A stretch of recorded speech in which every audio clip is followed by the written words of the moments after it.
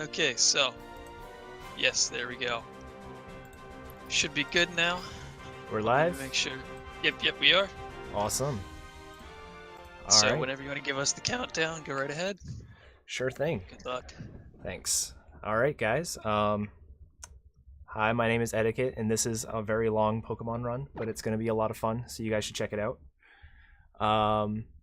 And timer in 3, 2, 1, go.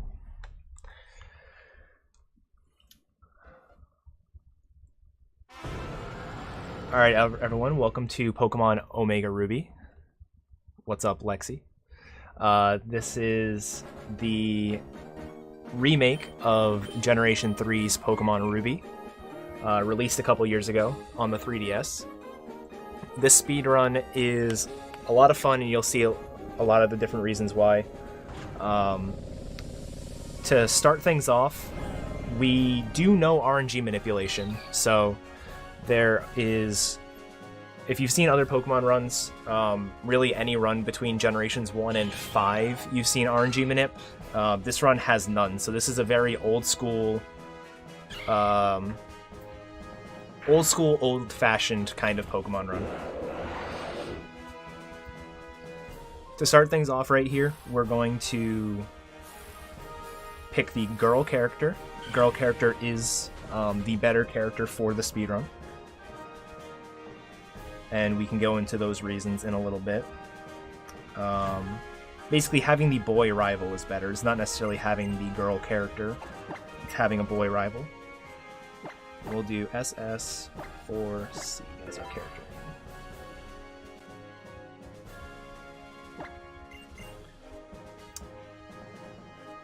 So yeah, we start this game off. We are in the back of a moving truck. We're moving to our new town, our new house in Little Root Town in the Hoenn region. And things get off to a little bit of a wacky start when we meet our local Pokemon professor, Professor Birch, when he gets attacked by a Poochyena.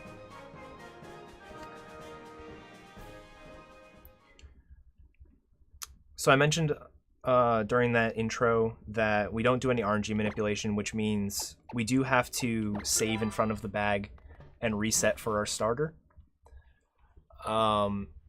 We do need certain stats in order for our starter to be viable throughout the speedrun.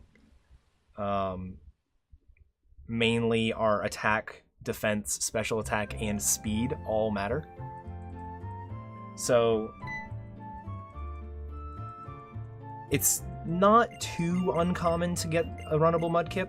It's about 30% to get one, so we should be able to get it within a couple tries.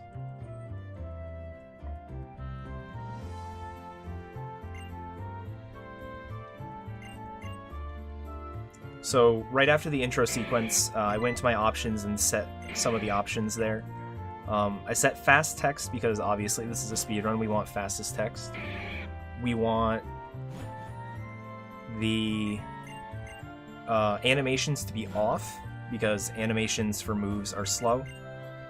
We want our battle style to be set to set rather than shift. Shift is what it is whenever you defeat a trainer Pokemon. It's like, you know, Leader Roxanne is about to send out Nosepass. Do you want to change Pokemon?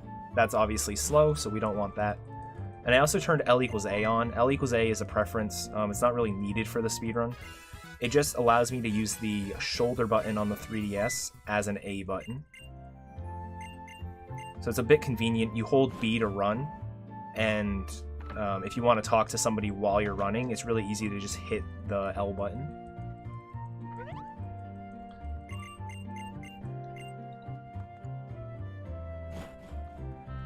Ratio of starters working to not working, it is right about 30%. So the 30% for a Mudkip to be runnable. Oh yeah, spoiler alert, we are taking Mudkip as our starter. Mudkip is, by and large, the best Pokemon for this speedrun.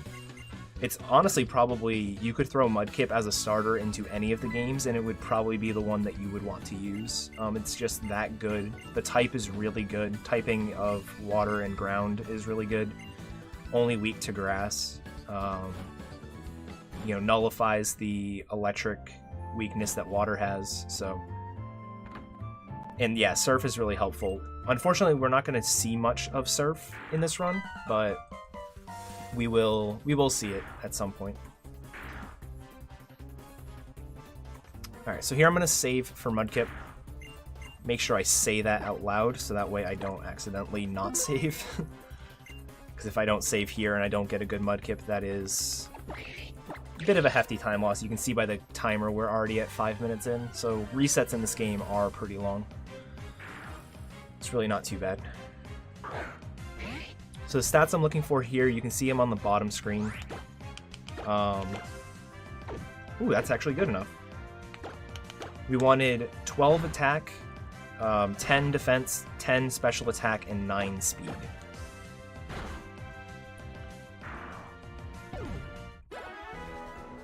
So we got everything that we wanted. My speed technically could still be kind of bad, but it's at least runnable, so we're in good shape.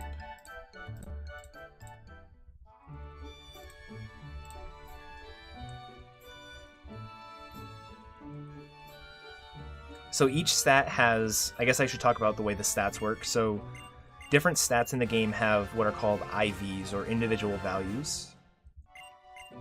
And so each stat has a number assigned to it between 0 and 31 that indicates how good it is, 31 being the best and 0 being the worst.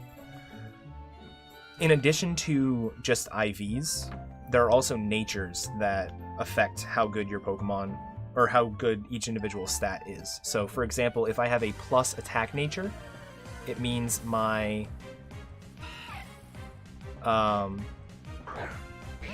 it means that my attack would be boosted throughout the run. So even if I had a worse IV, my attack stat could be better than a neutral nature or a minus nature. If I have minus attack, that means my attack is really bad, and even if I have a high IV, it could be worse than a neutral nature or a plus nature.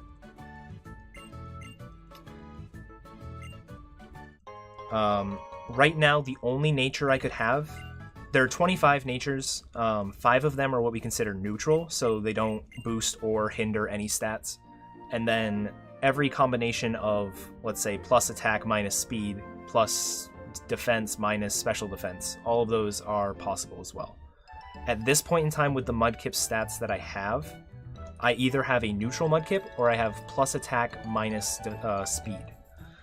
So we are hoping for a neutral Mudkip, and we can learn pretty well if we're neutral on this fight after the level up.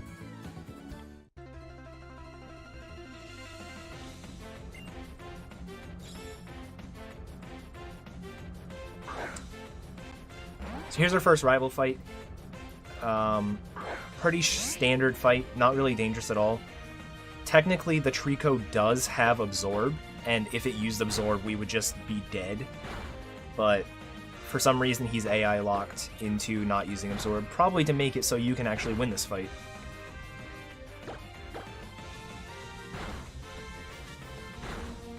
Alright, so here we're going to look at our stats on the level up, and we can sort of get a gauge on how good they actually are. Okay, cool, we are a neutral nature. That's really good. Being neutral is really beneficial to us.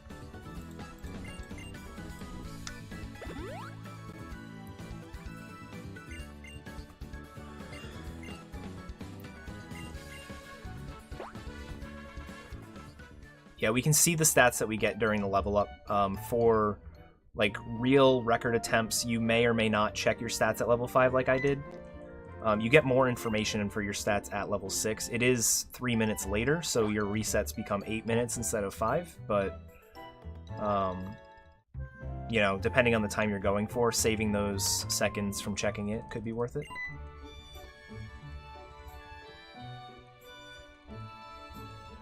Alright. I saw a question earlier, which I guess I can go into as well. Omega Ruby versus Alpha Sapphire. So the main differences between Omega Ruby and Alpha Sapphire are the villainous team fights. So in Omega Ruby, we are facing Team Magma, and in Alpha Sapphire, you face Team Aqua, and those different villain teams have different Pokemon in their parties. In addition to that, the legendaries that are available are different. So in Omega Ruby, for example, we're going to get ourselves a Latios and a Groudon. And in Alpha Sapphire, you would get Latios and Kyogre. Latios is better than Latias, so Omega Ruby wins in that regard, but Kyogre is faster than Groudon, so Alpha Sapphire wins there. All in all, they're roughly the same amount of time. Of the top 3 times in this game, 2 of them are Omega Ruby, and 1 of them is Alpha Sapphire, so it's not like it's, you know, skewed in one direction or the other. Another thing to mention, wild encounters, we don't need to fight any of them, so any wild encounter we get is just a waste of time. Here Brendan's going to teach us about DexNav encounters, which I think is a little bit funny because we haven't been taught how to catch a Pokemon yet. The catching tutorial is a little bit later, but he wants us to sneak up on this Poochyena so we can catch it. Doesn't make much sense to me, but, you know. Alright, moving right along. Go to a first real trainer battle. Most people probably know this, but I figure I'll explain it for everyone else. In order to... For some trainers, in order to get past them, you have to walk in their line of sight. And if you walk into the line of sight of another trainer, you are forced to battle them. What we will try to do for every single trainer in this game is talk to them rather than walk in front of them. When you walk in front of them, they have a little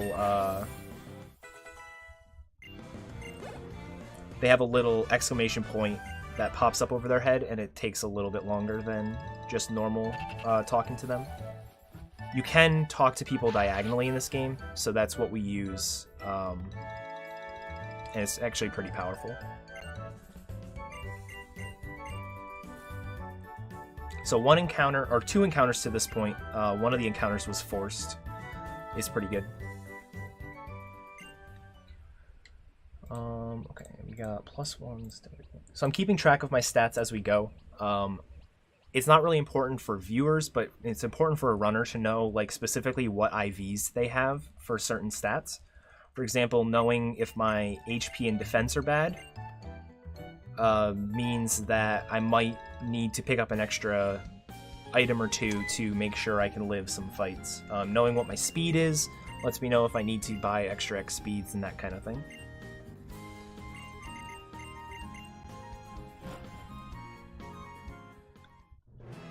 So at the moment, our defense, special attack, and special defense are all kind of low. Special defense literally doesn't matter for this run. Our speed is good, but we need it to keep improving, and our attack is pretty good. So overall, pretty average Mudkip, but getting it first try was really important.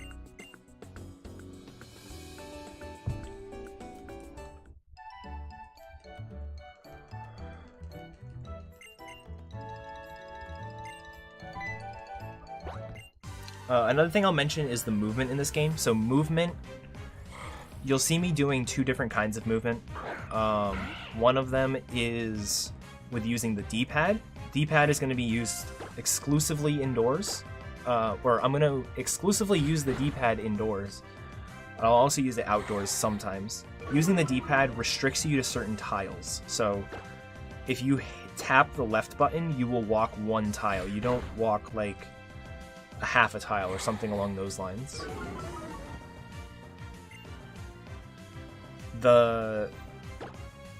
Using the circle pad allows you to do more freeform movement. However, indoors, using the circle pad is identical to using the D-pad, so it's just more comfortable to use the D-pad indoors. Outside, and especially with the bike, I'll always use the circle pad, except for a few one-off cases where I need precise movement. And you can sort of see the difference between them.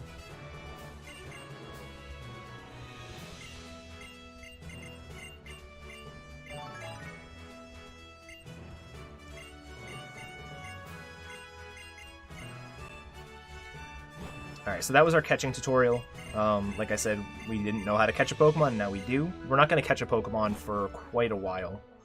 And even then, we're not going to do what he told us to, so it's fine. Here I'm going to take the beach route to avoid some grass to avoid the encounters there. And also skip this trainer by going behind him, grabbing an encounter, because that's my luck.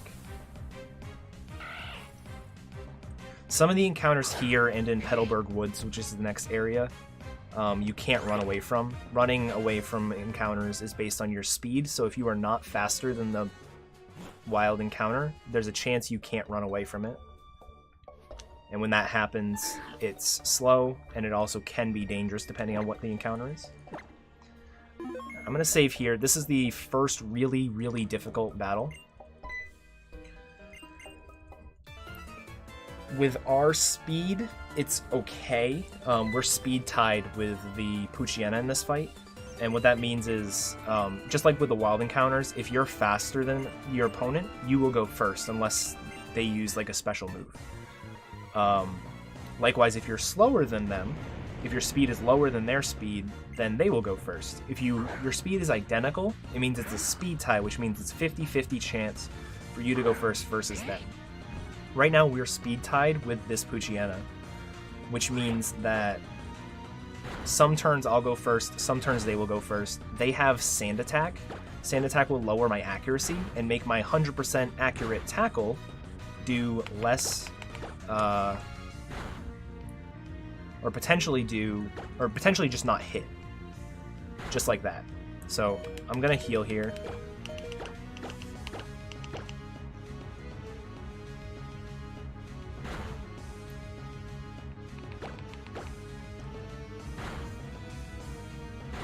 Good. We did it. It's not the hardest fight in the game, but it's up there. +2 to defense, +1 to everything else. We really want better special attack than we have.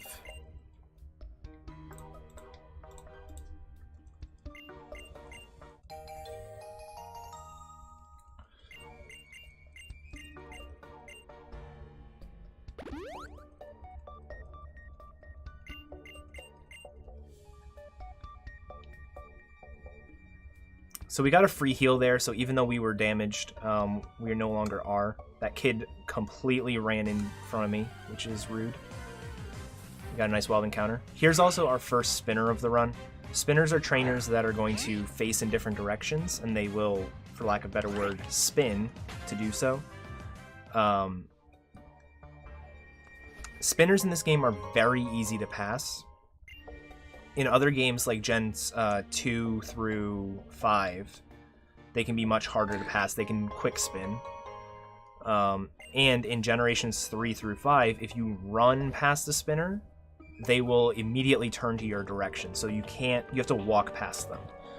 This game, for some reason, Generation 6 just got rid of that.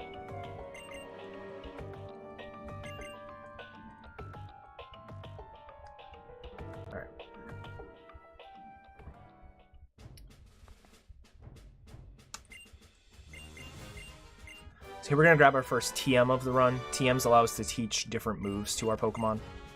This one's Echoed Voice. Echoed Voice we're going to use in Brawly's gym, which is the second gym. And you can see why it's a super powerful move when we get there. But first, we have the first gym of the run, Roxanne's gym. So Brendan's going to show us how big Rustboro City is. It's a pretty big city. Here's the gym. Bye. Pretty useless encounter, but whatever.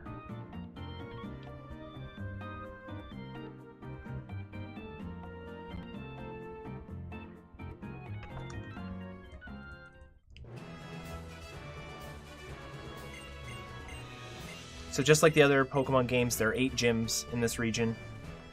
This is the first one. None of the trainers here are mandatory, but we are going to fight one. We fight 2 extra trainers in this run, both of them pretty early on. Here's the first one, the second one's right after Roxanne. This is just for extra experience.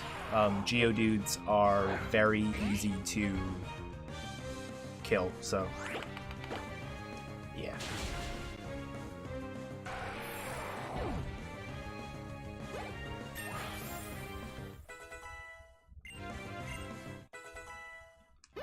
Alright, so I still got my +1 speed, which is really nice. And for the sake of safety, we will save. There's literally one thing that can go wrong in this fight.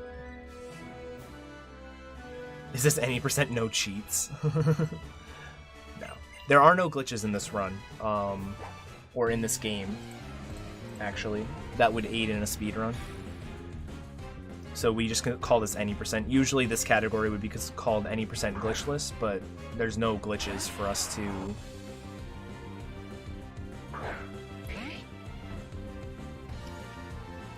deal with. So this Geodude has what's called Sturdy. It's an ability. Prevents the Geodude from being one-shot from full health. We didn't activate it there because our special attack isn't perfect, or isn't great.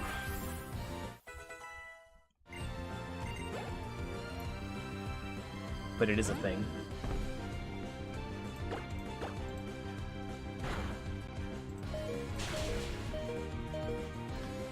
Mudkip's ability is Torrent, which means when it's below 1/3 health, water-type moves are going to do more damage. So you saw there, I actually did more damage than I'm going to do here, because I was in Torrent.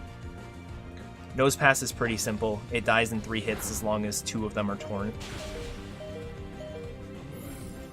So, pretty good fight.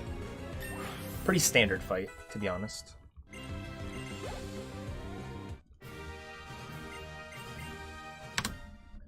All right.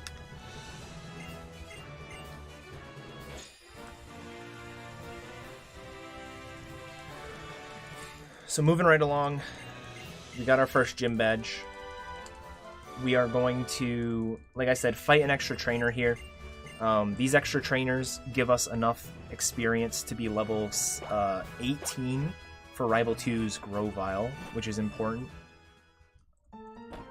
There's some other benefits to it as well, like being level 13 for Brawly's Gym. But the main one that I see is to have level 18 for Rival 2. Pokemon is cool, let's be honest. Alright, so here the scientist that we helped save in Petalburg Woods is in trouble yet again, so we once again have to help him out. Pick up a nice little repel here. Repels allow us to avoid wild encounters. Not going to use it yet. We're going to use it in a little bit. First, we got to do this fight. Here's that extra trainer that I mentioned. 2 Geodudes here. The second one has Sturdy, which means we're going to hit it with Mud Slap first. We're hit it with Mud Slap rather than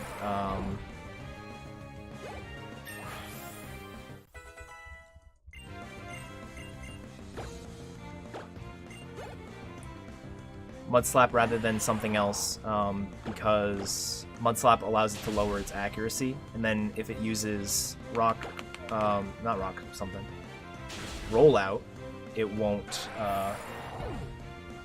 do damage. Could miss.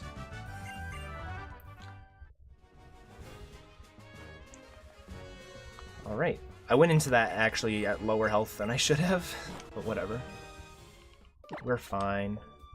Use a repel.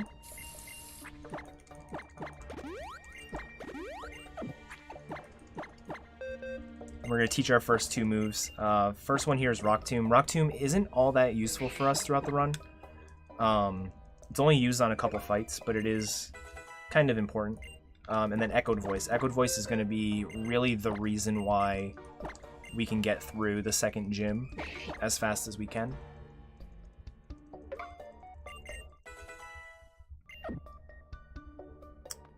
And move right along into... Yes, menuing in this game, I'm actually not the fastest at it, so all of the menuing is done on the bottom screen, right? Which means I could be using the stylus.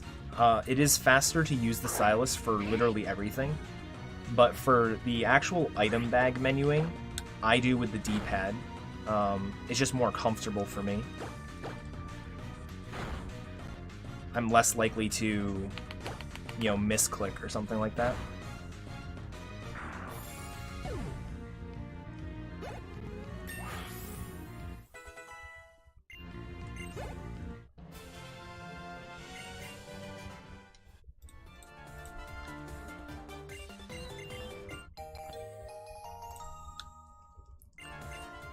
You are.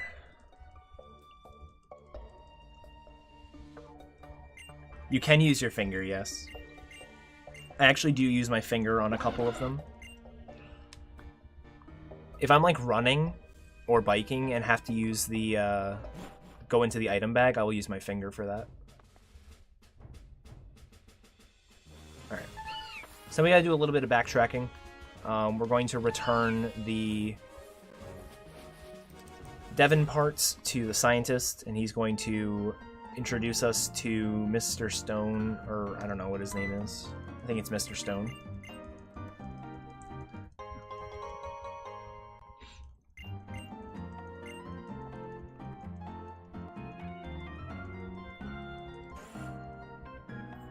And he's going to ask us to deliver something to Stephen Stone, out in Dewford, where the second gym is.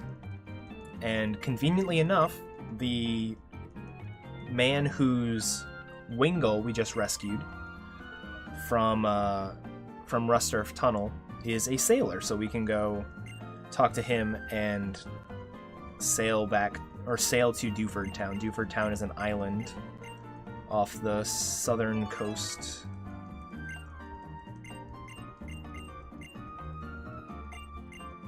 Wow, that's a great ball.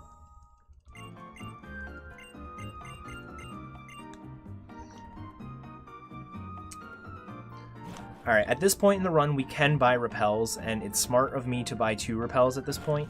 However, in order for me to buy 2 repels, I would need to buy less healing items, and I've already used a lot of potions, so I'd really rather not do that.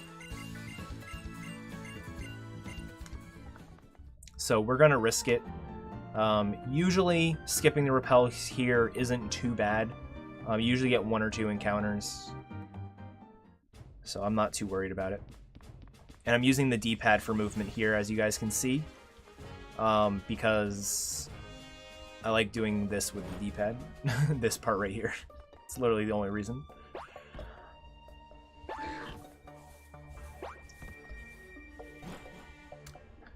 Yeah, everyone should check out RDA. He just got world record in the marathon. So if you guys tuned in just for Pokemon, you should check him out anyways. He runs Pokemon too. He's not just a Smash runner.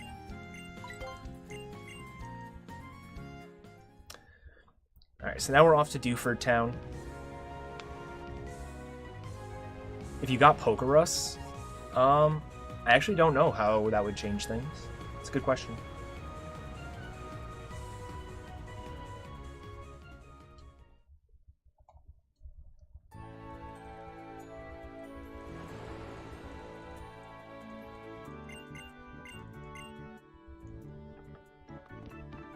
Alright, so I am likely going to take a couple of tries at Hideki. Hideki is the second fight in this gym. It's a very dangerous fight. It's a fight where if he wants you to die, you are dead. There are certain combinations of his moves that just are not possible for you to win. So, luckily it is the second fight, not the first one, so we do have one fight first. This fight can be a bit trolly, but it's not as dangerous. Yo, nice, Lexi.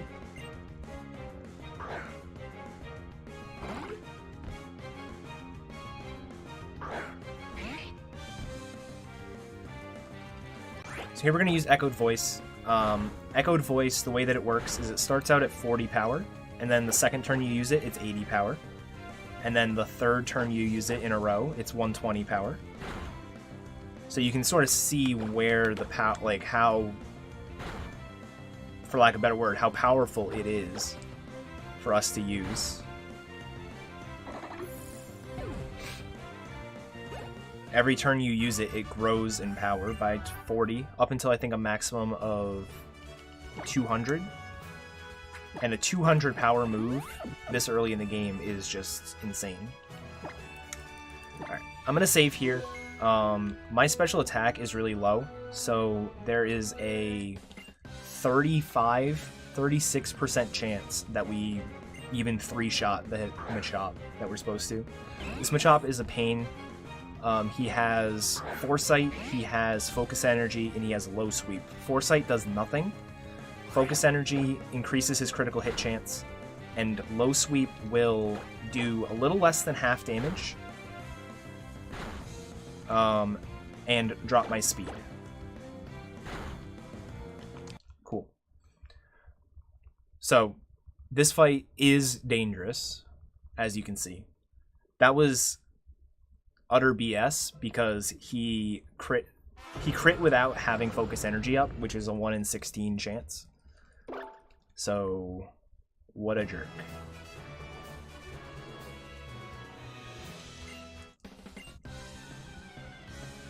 So we're going to try this a couple times. We will get through it. It usually doesn't last that long. That bully crit. Wicked bad. That was good damage. We were doing bad damage anyways, so we were gonna have to crit ourselves in order to get that. I think this is good. I do need a good range. All right, we got it. Cool. Only 2 tries. That's really good for this Mudkip. That's pretty good.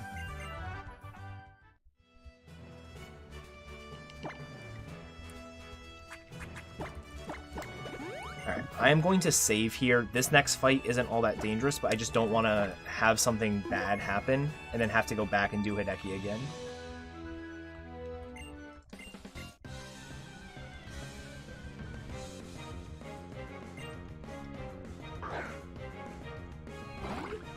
So a very similar fight to the first one.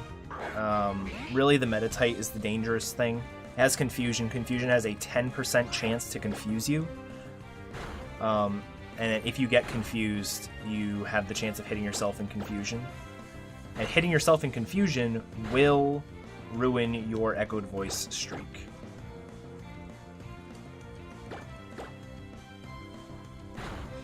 Alright, so him using Detect on turn 3 is actually good. It means that this Machop is guaranteed to go down in one hit.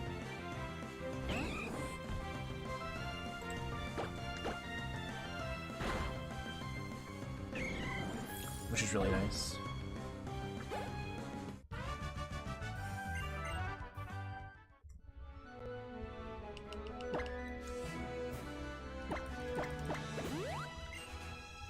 I'm not going to heal off that 2 HP. Wait, I didn't actually remove the freaking thing. Alright, we're going to pull off that Silk Scarf. I didn't actually mention what the Silk Scarf was. So, the Silk Scarf is a held item. We just picked it up right before this gym, in that house, before, like, right on the side of the dock. And it's a held item that increases the power of normal type moves. So, Echoed Voice is a normal type move. It increases it by 10%. So, when I said it was 40 power, it's really 44. When I said 80, it was really 88 power. So, like, it grows in power, you know? So here's Brawly. Brawly is surprisingly not the most dangerous fight in the gym. Hideki is. Brawly is up there, though. Brawly's another one of those, if he wants you dead, you're dead. And I actually might be. Nice. This is why you save before or after Hideki. I haven't died to Brawly in quite a long time, so that's actually amusing. So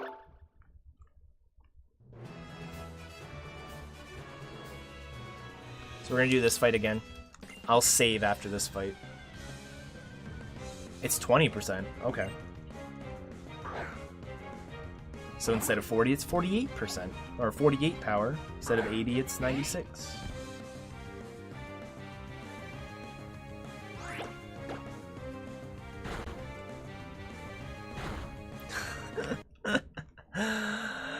Oh my god.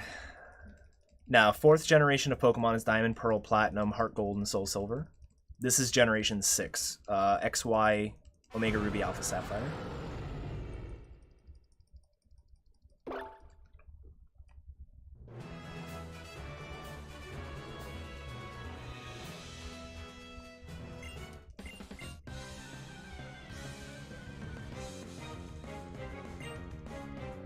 I just wasn't going to deal with that.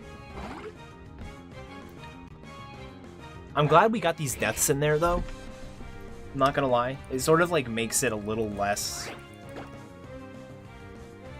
like, less pressure now that I've died a couple times.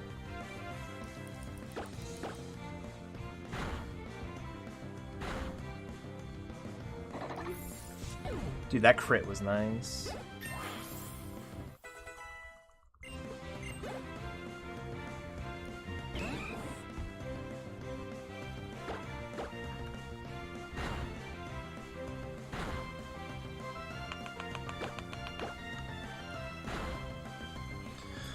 Alright.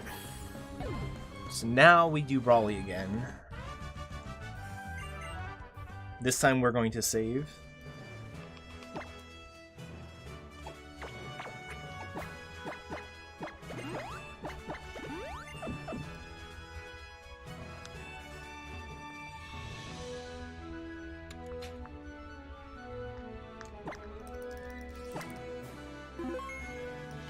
Well, I only died once to Tessa, to be fair.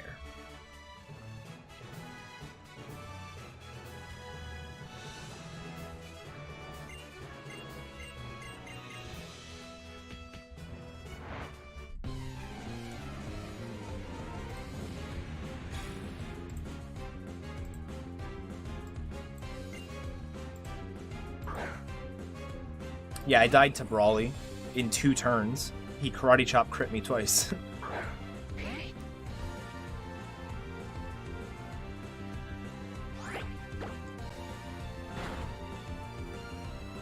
Alright, so Bulk Up is the best thing he can do.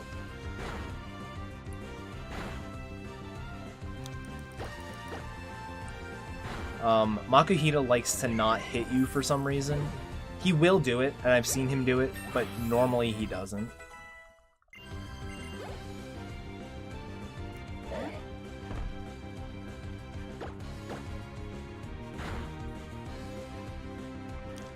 That damage is really good. If you have better special attack, you knock Makuhita into heal range. So every gym leader has heal range, so if you almost kill their Pokemon, but you don't quite get it, they will heal, and Brawly will heal back to full health. It just wastes time. It's not really that dangerous, but if you can avoid it, it's really nice. Alright, so now we're off to talk to Steven Stone, like Mr. Stone wanted us to back in the Devon Corp. In Generation 3, you can actually delay doing Brawly until as late as the 4th gym, but in this gen, or in the remakes, you cannot do that. You are forced to do Brawly before you can talk to Steven. It's kind of silly, but it's a thing. So here's where I would use the repels if I had them, but we opted for safety.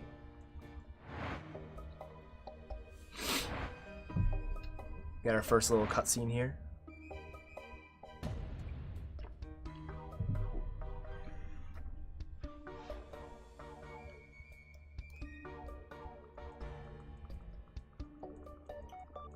Well, I hope you stay safe, Winterbit.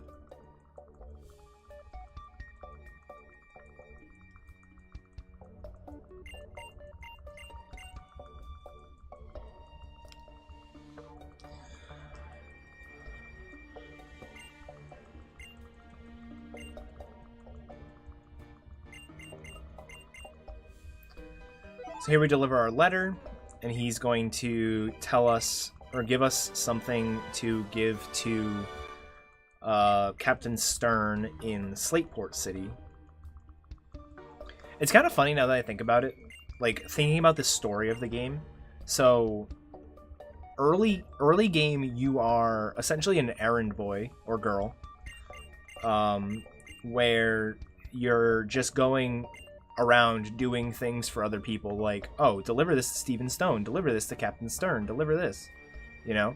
And then late game, you're trying to stop Team Magma, so you're not really on a Pokemon, like, Pokemon League gym battle request. You're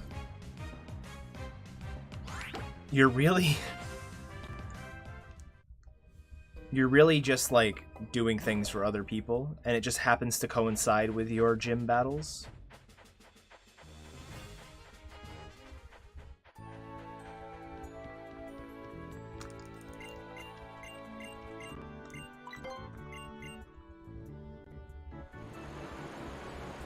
Alright. Onward and upward.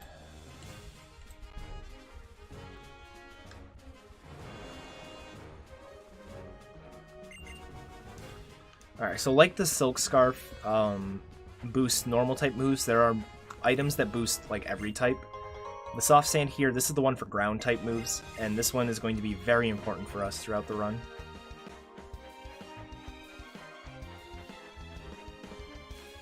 It's just really convenient that it's right there. Grab this PP up, this is a good money item. It sells for a decent chunk of change, so we'll do that. And now we're off to deliver whatever we were supposed to Captain Stern. Unfortunately, I don't know the story as well as I should for this kind of commentary, but I can give you the general gist. Oh, Captain Stern is not here. We gotta go somewhere else.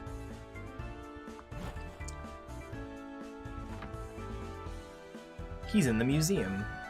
Oh no, the museum is overrun by Team Magma members.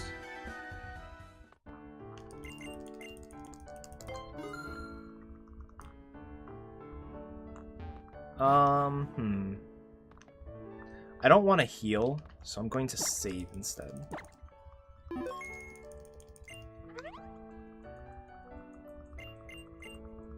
So one of the things I mentioned is we can talk to people diagonally, like I just did there. It's a lot easier to talk to people diagonally in this game than it is in X and Y. In this game, all you have to do is stand next to somebody. So like say you're on a tile and somebody's on the tile to the top right of you, okay? If you're facing up, right, or diagonally up and right, you will talk to them. You don't actually have to face them, which is really nice. It makes the movement in this game a lot easier to deal with.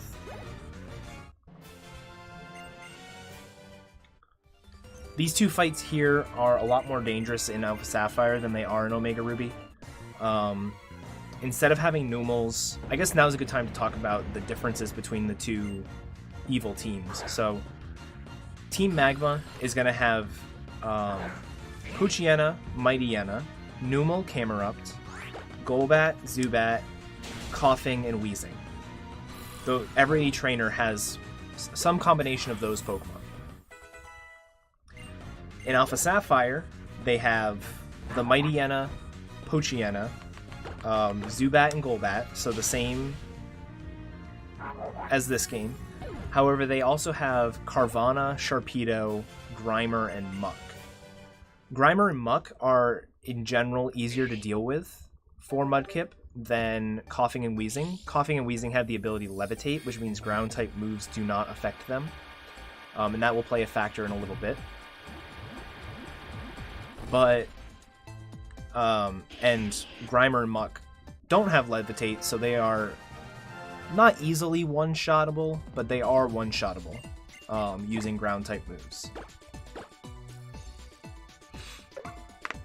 On the flip side, Carvanha and Sharpedo are way worse to deal with than Numel and Camerupt. Numel and Camerupt just straight up die to things like Bulldoze, Surf, Water Gun. There's really no risk there.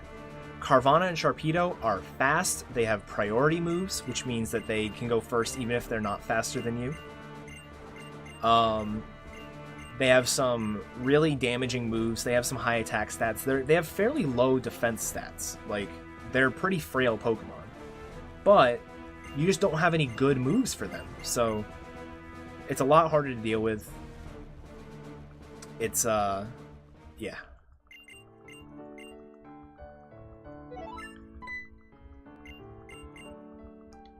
So we just evolved into Marshtomp. And we're about to go do our first our first shopping trip, period. And get a few items that are going to help us really beat this game fast.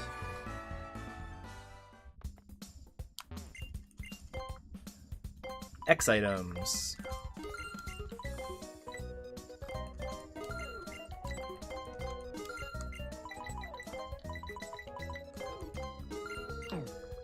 I forgot to sell my items.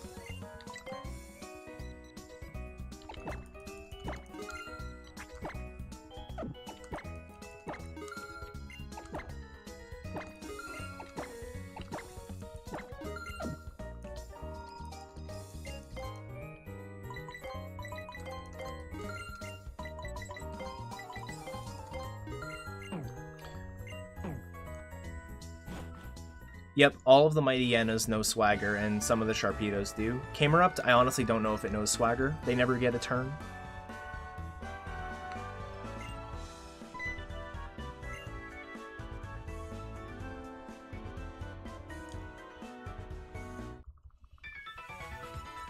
Oh, was I dropping frames? If I am dropping frames, I apologize. I was having some frame drops earlier today. Looks like actually this stream has been pretty good.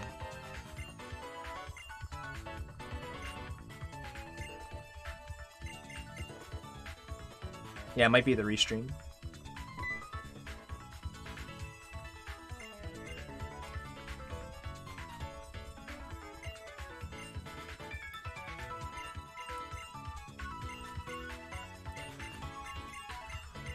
So one thing this game does, for better or for worse, is they try to show you all of these different side things that you can do, but they sort of shove them down your throat. So this one, they are Pokemon contests. If you've never seen them before, you can sort of like battle, but through dazzling people rather than hurting each other. It's kind of cool. It's a neat little feature. So they're teaching us about it here. There's another one of these cutscenes, not with contests, but with another feature in the game a bit later on. That's, again, you're not able to just pass through it. You do have to sit through that cutscene, so.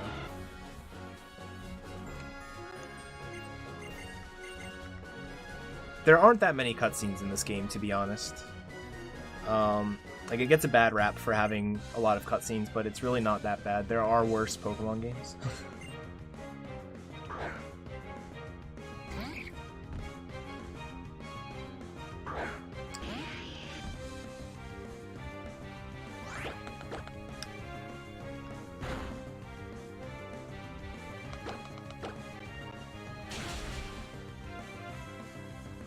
Wow, I did not one-shot? My special attack is awful.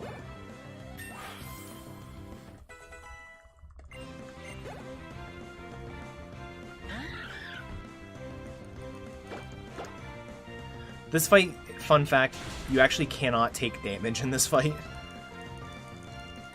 Worst case scenario, you leave at the same health that you went in at. Best case scenario, you leave at 20 HP higher.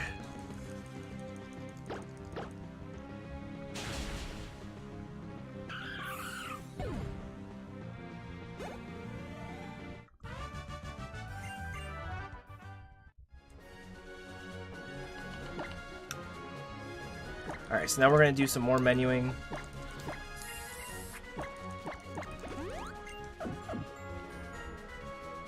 Healed, we re-equipped our Silk Scarf, we used the Super Repel, and now we're going to go. from now on, there's no more areas where we are going to be able to get wild encounters, except for Rock Smash Rocks when we get there. So this here is the infamous Rival 2. Rival 2 is one of the worst fights in the original games, both Ruby, Sapphire, and Emerald. In this game, it's not as bad. It's still an annoying fight, but it's not that bad. My special attack stat is really bad, so I actually went ahead and bought more X specials than I was supposed to, because we're just going to ensure that we can one-shot the Grovyle. I don't want to deal with Grovyle right now. So Ember is bad to see. Rock Throw or Harden are the best. Incinerate's not too bad. We're gonna Super Potion. Harden is great. So X items, if you don't know the way that they work, is they boost your stat stages by 1 stage. So I'm now at what we would consider +4 special attack and +1 speed.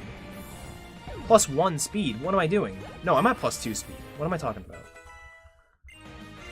I think I went to +1 speed, not +2. We'll find out.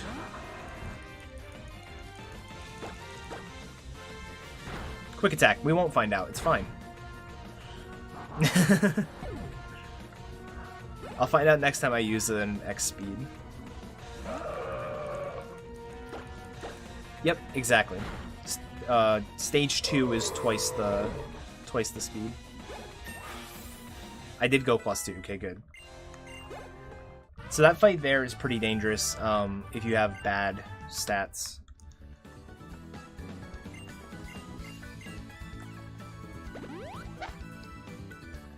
That Grovyle there has 4 moves. One of those moves will just outright kill you at whatever health you're at whatever stats you have.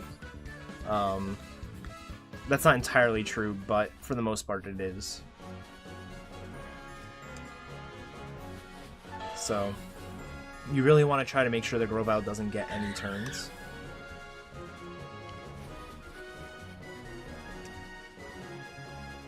Alright, we're going to grab these Lepa Berries. Lepa Berries act like an ether, and they replenish your PP on 1 move.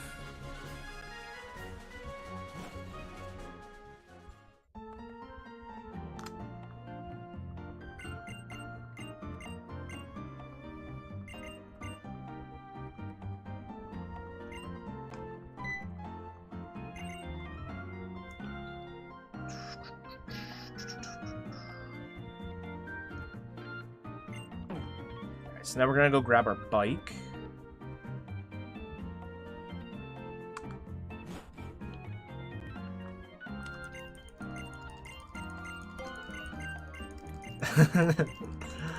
Teddy Ras, please. So there are 2 kinds of bikes here. There's the Acro bike and the Mach bike. The difference is not nearly as much as it is in Generation 3. If you know anything about Generation 3 speedruns, the Mach bike is a whole other element. In this game, it's just a fast bike. It's really not too bad.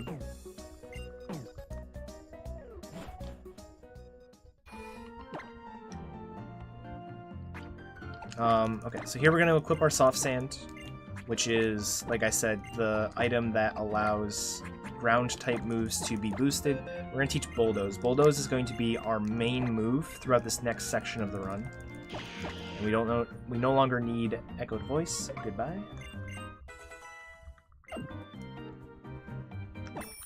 We registered our bike, which just means that if we can quick select the bike by hitting the Y button on the 3DS.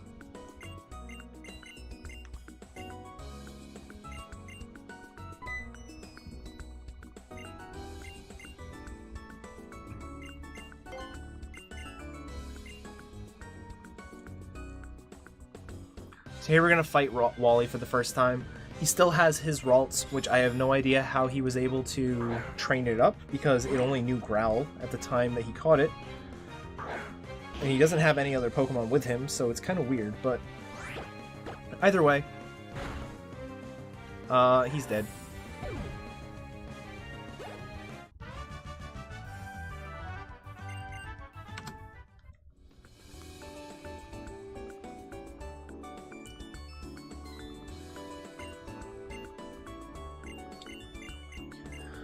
So from this point on, for the next, say, 15 minutes, we really don't have many difficult fights. We do have some, but they're not overly difficult. Most of the fights from now on, or for a little while, are time wasters. They're not necessarily dangerous. Like, we're not going to die during them, but they can definitely waste our time. So that's obviously what we don't want.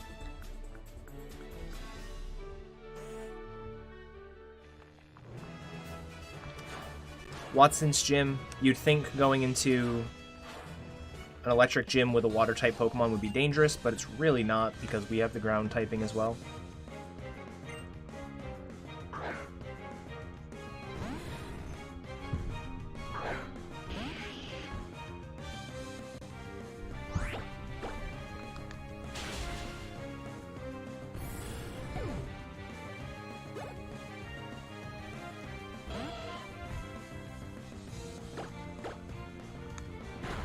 He took the Petalburg candy. Oh, okay.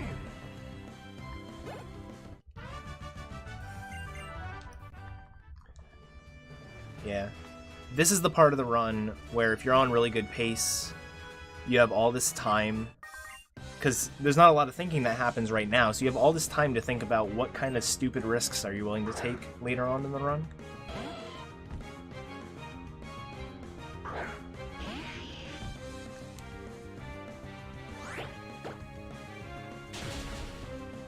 So everything in this gym just dies to Bulldoze.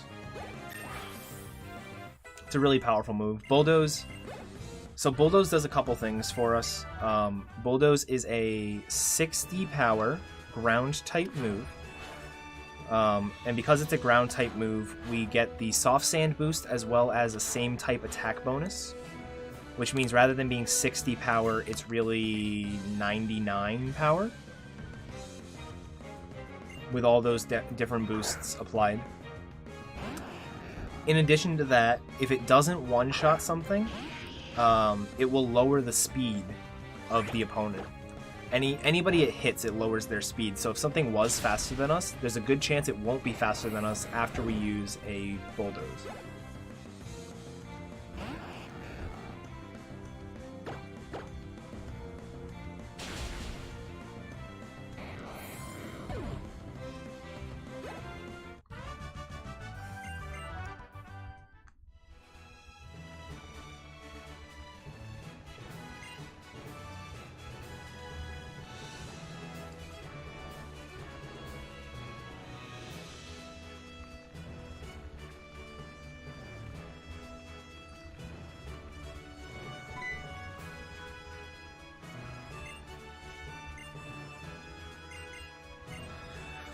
So Watson's a very, very simple fight.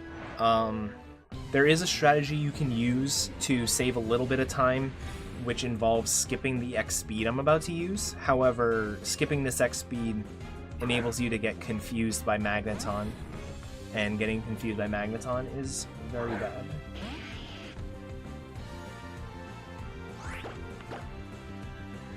So we're going to hit the Magnemite. Magnemite has sturdy. So even if we hit it with Bulldoze, it wouldn't die, and it would actually trigger Watson to heal the Magnemite.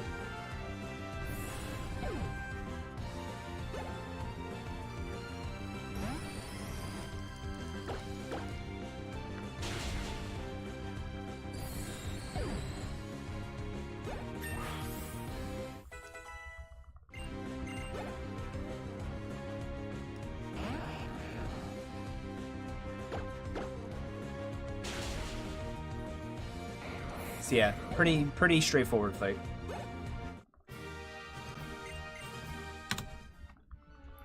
Cool.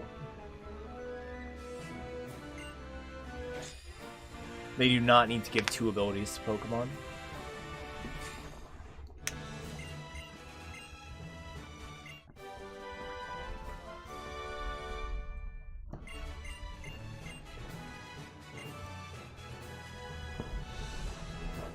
Alright, so now we're on to the next section. You may have forgotten that we were chasing Team Magma, but here they are. Conveniently telling us where they're going. Where are we going again? Dude, we're going to Meteor Falls. If you get spaced out, Maxie's gonna hit you, or something like that. It happens a lot, where they're like, hey, where are we going? Oh yeah, we're going to Meteor Falls. It's kind of amusing, actually. So we're going to teach our first HM of the run. HMs are hidden machines. They are moves that you can use outside of battle. Another thing with HMs that are different from TMs is once an HM is taught, it can't be untaught. You have to go to a special guy to get it removed from your Pokemon. These Rock Smash rocks can yield an encounter when you break them. So we didn't get an encounter there. That's really good.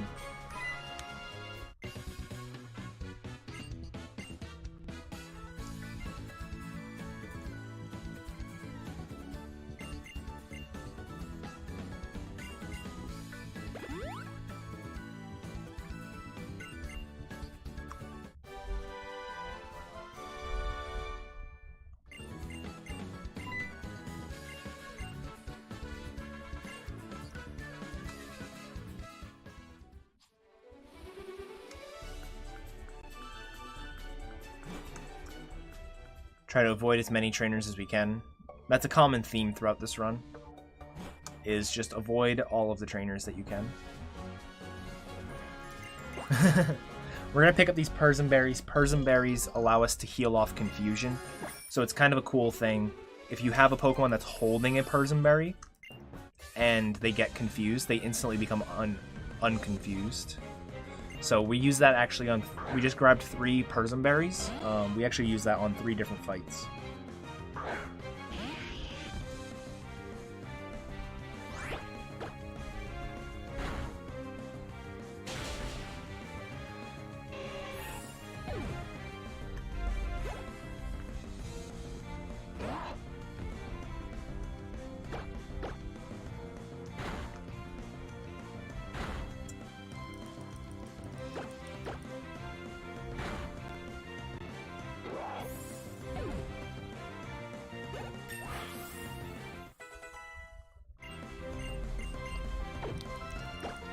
This part is kind of cool. I like this strategy a lot.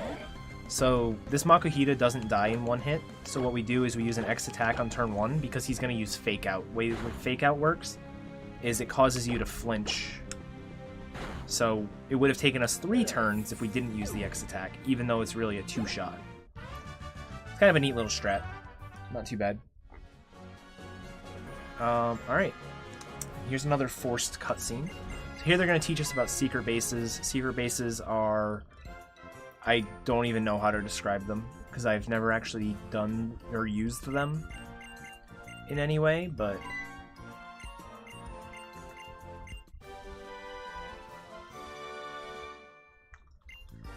Supposedly they're like a neat little hideout that you can customize and buy cool things for. It does seem like it'd be something that'd be kind of fun to do in a casual playthrough.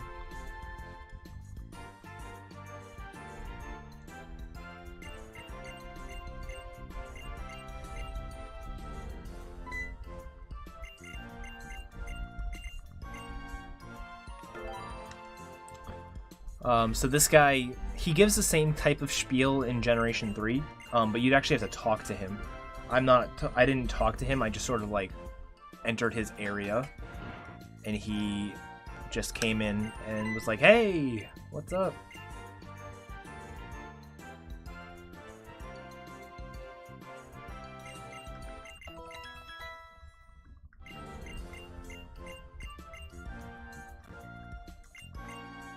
Alright.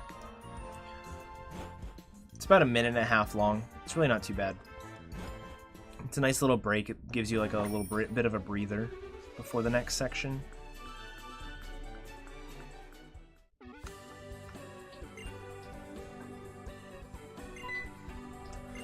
Yet another free heal. We only went one fight since our last free heal, but I'll take another one. That one's actually kind of nice.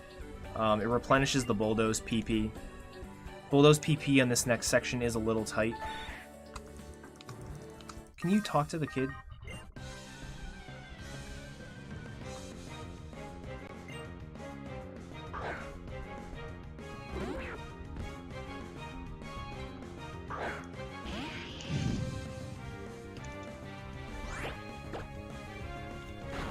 This Trapinch here is a range, so he didn't die. Yeah.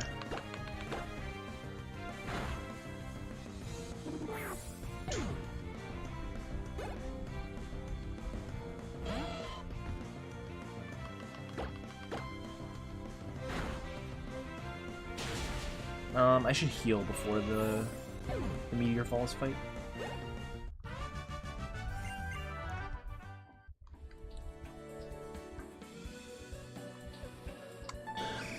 I almost hit that trainer. That would have been really bad. I don't even know what he has. So some of those soot piles have a trainer hidden inside of them. At least one of them has 3 coughings, and coughings are a nightmare for you to deal with. So avoiding all those was really good. There was a running trainer that I almost hit as well. I don't know what he has. Anyways, there's something I didn't mention earlier that's worth mentioning. So the mashing through text in this game. The best way to mash in general is to hold down either A or B and mash the other one. So hold down A, mash B is a very common one to do. If you remember, I turned on L equals A, meaning my L button acts as an A button. So I always hold down L and mash B, and that's a lot more comfortable. Like if you have a 3DS, try it out. It's really comfortable. Recently, it was discovered that an even faster kind of mashing can be done, where you hold L, mash B, and also with your left thumb, mash the bottom left corner of the touchscreen. If you have a 3DS, try that out, and you'll see how awkward that is.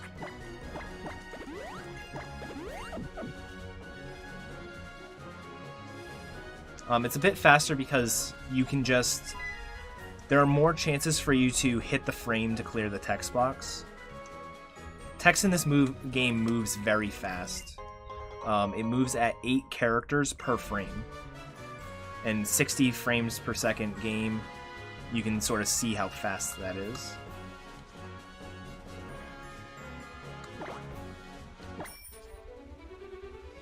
That guy's vision is kind of awkward, so I wanted to do that and skip by him. Yeah, the new mashing is pretty cool. It's not as bad as it sounds, and it's not as bad as it is when you first do it. When you first do it, it feels awful. Like, your wrists start hurting and everything, but you get used to it really fast. And, like, my wrists don't hurt anymore. I've been doing it for a couple weeks now. Probably about a month, actually. So here's our first introduction to Mighty Yenna. Mighty Yenna are awful. Mighty Yenna, some of them have Intimidate, which lowers our attack. And, I mean, our Mudkip is a physical Mudkip, so lowering our attack is bad. They also have Swagger, which raises your attack but confuses you. It has a whole slew of other moves.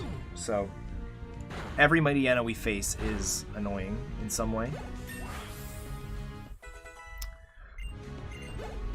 Coughing always uses self-destruct in this fight. It's really amusing, actually. And it turns it from a double fight into a 2-on-1.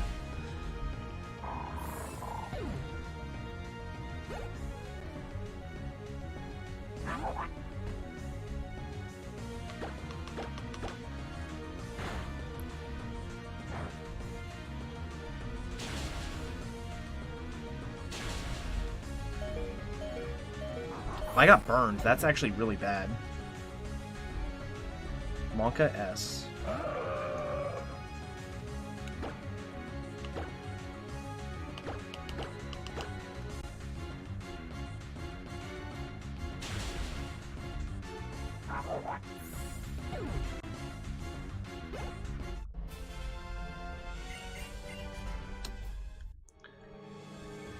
Yeah, when you get burned, your attack gets halved. It's not too awful. It just means I have to heal here.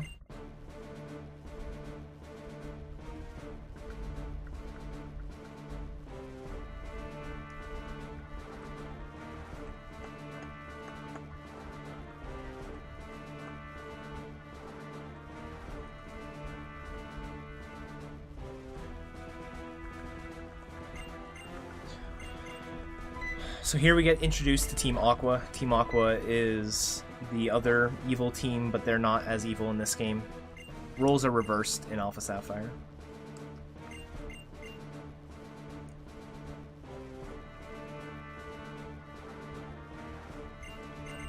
So the funny thing, if you look at the text that they just gave, it was like, let's go off to Mount Chimney. So now we know where to face them. Or now we know where to go to stop them. They do it like every single time. It's amusing. Also, fun fact that we're actually going to test out, because I thought about it when I was doing our no reset run earlier today, but I didn't actually confirm it.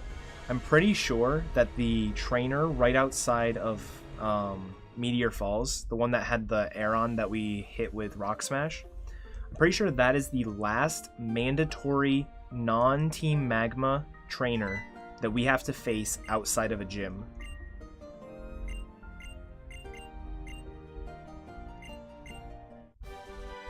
I'm pretty sure it is.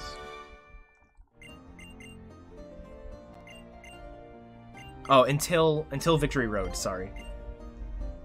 Yeah, they, like, I don't know if it was intentional or like just a random side effect, but they did not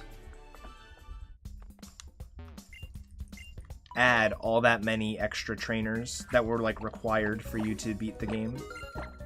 No. Yes.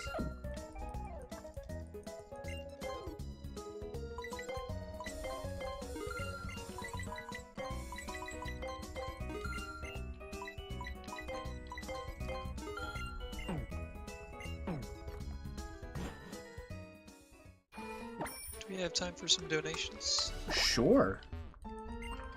Nice. Start out with a $2 donation from Rusty Riley 4. Here's some money because I want to see Toad in MK64 and not Yoshi. So, probably be saying Toad. And then a $1.01 donation from Yanni. I'm glad to help in any way to ensure that even one person gets the help they need to carry on. Yoshi time, so I guess that means Yoshi is back to winning by 1 cent. Dang.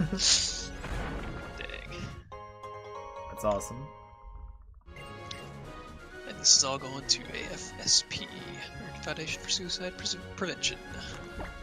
Thank you.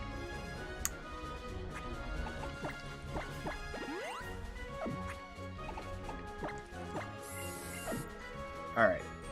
So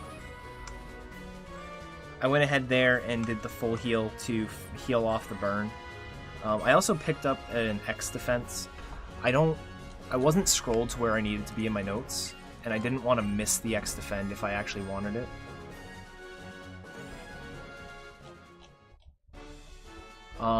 What are my stats that I'm looking at? I have 13 and 0 potentially.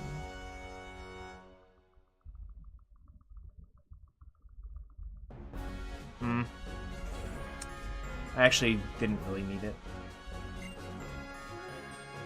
But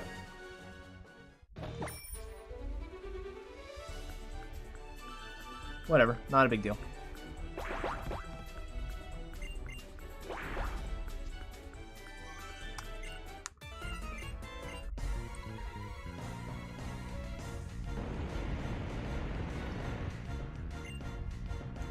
Actually, what is my, I don't even know what level I'm at. 24, probably? 23.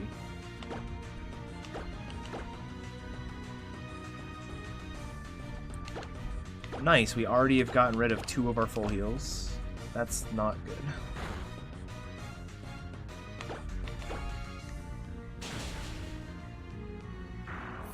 So that swagger is actually good because it does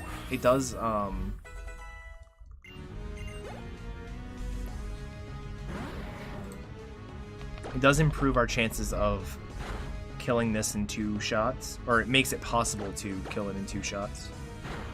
As you saw, he just used smoke screen, so it's pretty easy for him to troll us on that fight, but luckily we didn't get trolled. Go into this fight. This fight has a really cool strat. So she's gonna lead with a coughing as well. And this coughing is even worse than the other one. Like smoke screen, so many other things. So we don't have any extra X attacks. So we really just have to hope for the best with Rock Tomb.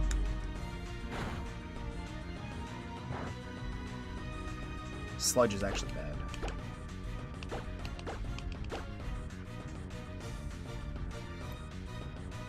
Oh, cool. Coughing's dead.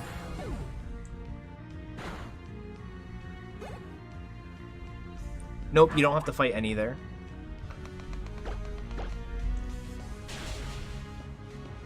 So yeah, that coughing self-destructs before you can kill it, basically. So you just... What I try to do is I try to go into the fight with a little bit lower health and try to bait it into using self-destruct. Okay. So, bit of menuing here. We need to Super Potion for sure. We need to equip a Persim Berry. And actually, that's it. So I'm going to hop on the bike, and we're going to save. So here's the first Maxi fight. Maxi is the leader of Team Magma. And he definitely shows it.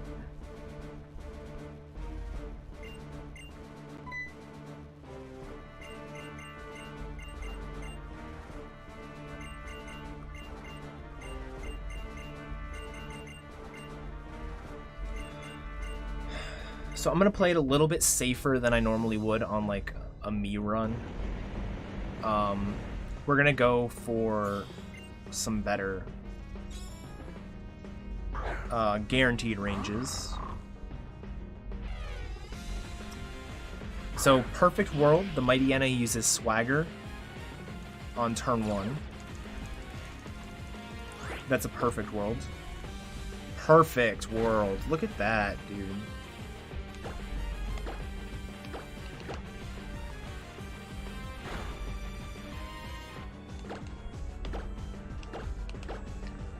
One. I need to heal this.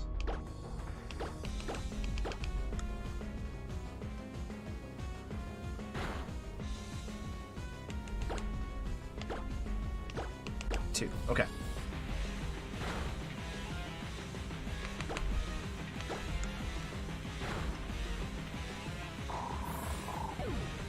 So this is assuming we hit the Golbat. Golbat, we're going to use Rock Tomb on Golbat, which is the 95% accurate move. Assuming we hit the Golbat, this has been a very good fight. If you only go to +2 attack, I went to +3 attack. If you go to +2, that Camerupt is a range to die. And this Golbat is also a range. So in addition to being a 95% accurate move, it's not even guaranteed to kill. So it's a pretty dangerous fight overall. But we did pretty well there.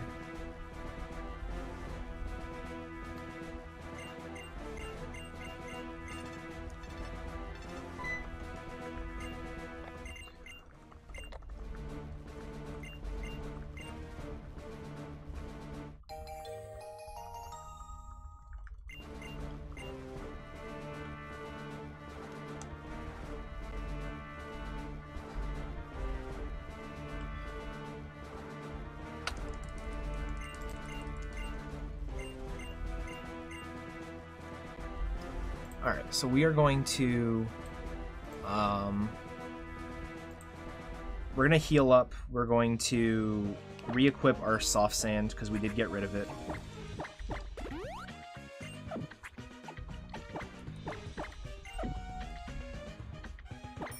and go on to the next gym. So we haven't been able to do a gym battle in quite a while. We've been sidetracked with some of this Team Magma stuff. So then we're gonna get back on track to our real quest here, which is to become the best Pokemon trainer that we can with our one Pokemon.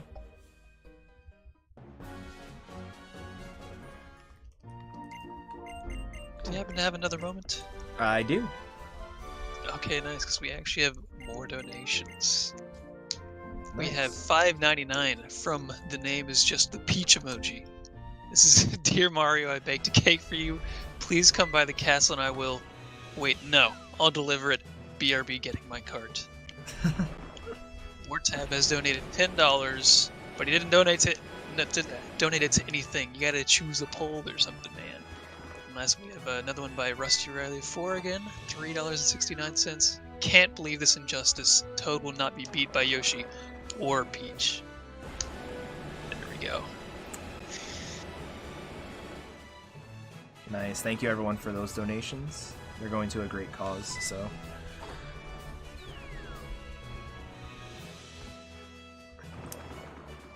Alright, so the gimmick in this gym is there are these little platforms that can make you go from the top level to the bottom level. On the bottom level, there are some trainers that are like hidden under the water.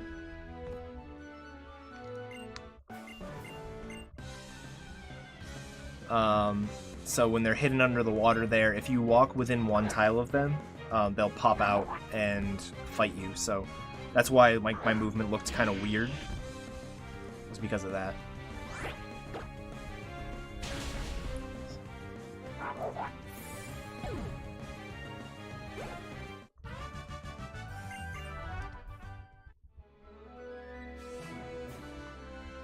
And one mandatory trainer in this gym, and then we're off to the gym leader, Miss Flannery.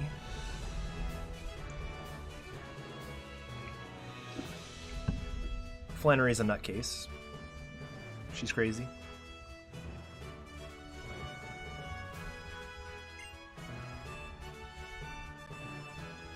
All she does is scream at you.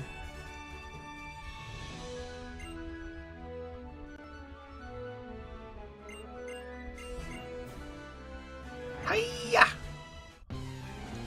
Alright. So, pretty straightforward fight. We just sort of bulldoze everything. Except, the Torkoal we cannot bulldoze. We do need to use a different move on that. I don't know if you guys remember, way back at level 16 we learned Mud Shot. This is the time for Mud Shot to shine. If we use Bulldoze, it can easily knock the Torkoal into heal range. And then she has moves like Curse, which increase her defense, so really you want to try and avoid that. My special attack is pretty bad, so I actually may not... Oh my god, I didn't. Wow. I haven't not two-shot this in a very long time.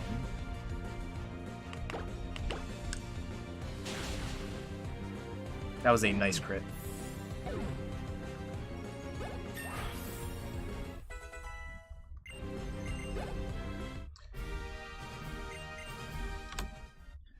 Alright. Moving right along. I'm gonna heal real quick. So Norman's gym is next. Norman is the 5th gym leader. He's also your father. He did say that once we got 4 gym badges, we would be able to fight him. So that's what we're going to go do now.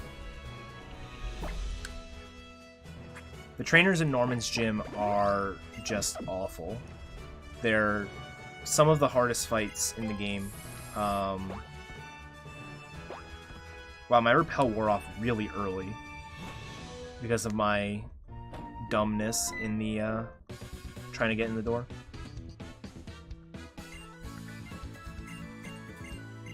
But yeah, so Norman's gym, all of the trainers have good stats on their Pokemon, and they they're just not pleasant.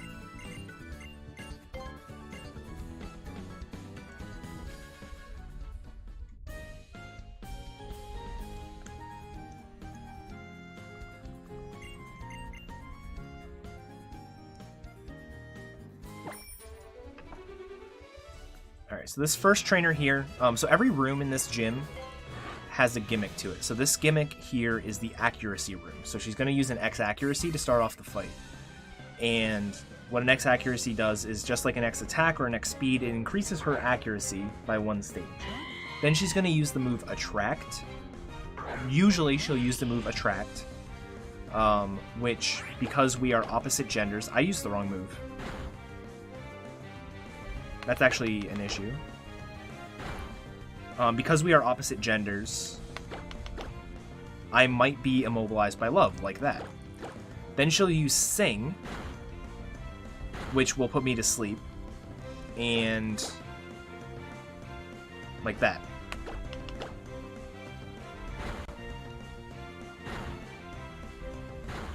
Oh my goodness. This is actually kind of bad.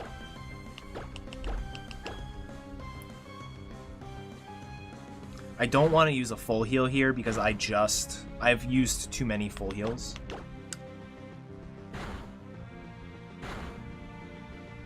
Stop. Okay. Immobilized by love.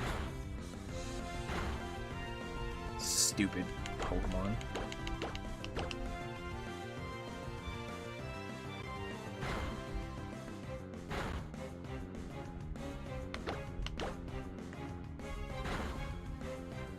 And because I used the wrong move, we didn't even 3-shot. That was on me. Like, I messed that up. Thank you! Holy moly.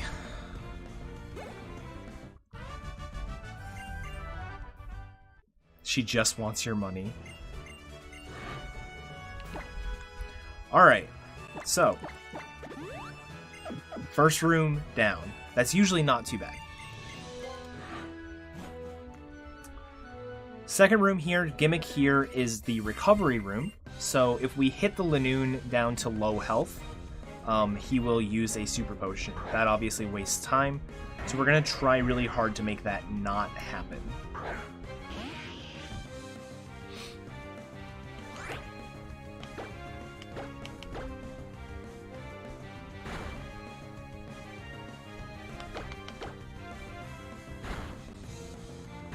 Stop, please.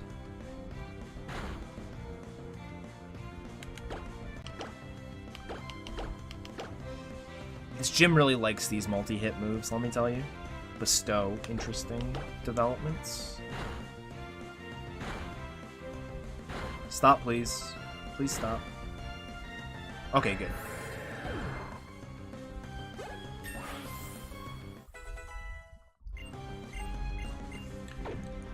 So that wasn't too bad. I did have to heal, but...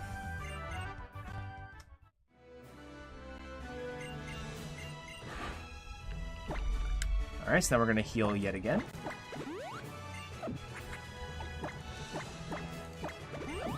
And use our Lepa Berry. So, gimmick in this room is this is the one-hit KO room. He's going to use a Dire Hit, which is the move to increase your critical hit chance. Or not move, an item to increase your critical hit chance. And then try to one-shot you with Crush Claw or Revenge or something like that. Fun fact, no matter what move he uses, even if he crits, he cannot kill us in one hit.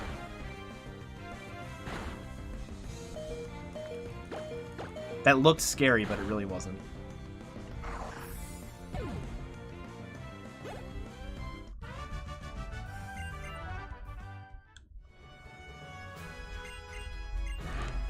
Alright, and then we're going to go into Norman. Norman's really not that bad of a fight, so we don't have to worry about healing.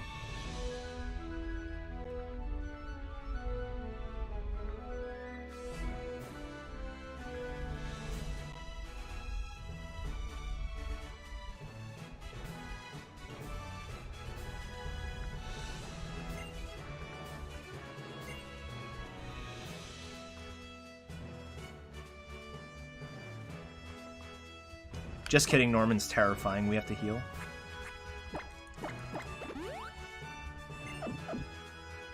And we're gonna save. Alright, so Norman. Not much to say here. Norman is a very difficult fight. If you played this game casually, or if you played the Generation 3 games casually, you know that this fight is awful. Slacking is a super overpowered Pokemon that is nerfed with its ability Truant. So Truant allows it to only use an attacking or only use a move every other turn. So we have to do a lot of setup here, and every other turn he's going to have a chance to hit us. Hopefully he either doesn't hit us, or if he does hit us like that, he just does not critical hit us. Critical hits will kill us, and we will be forced to reset and try again.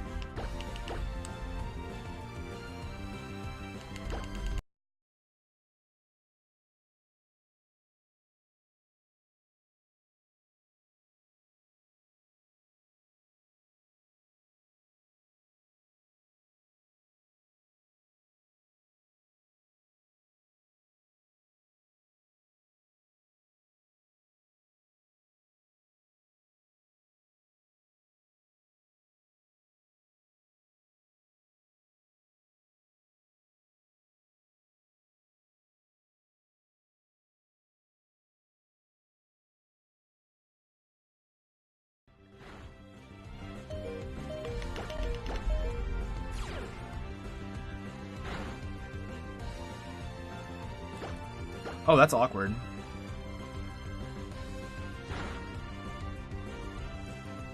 I critical hit him. Everything's fine, guys.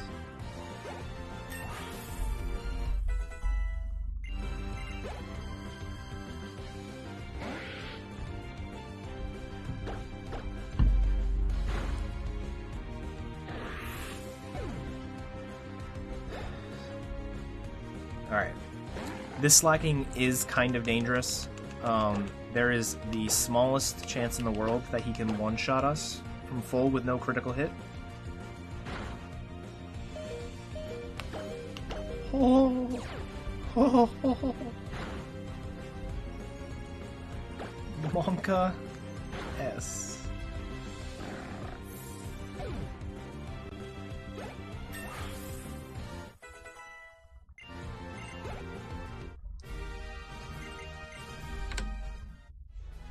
Alright. Easy fight, easy life.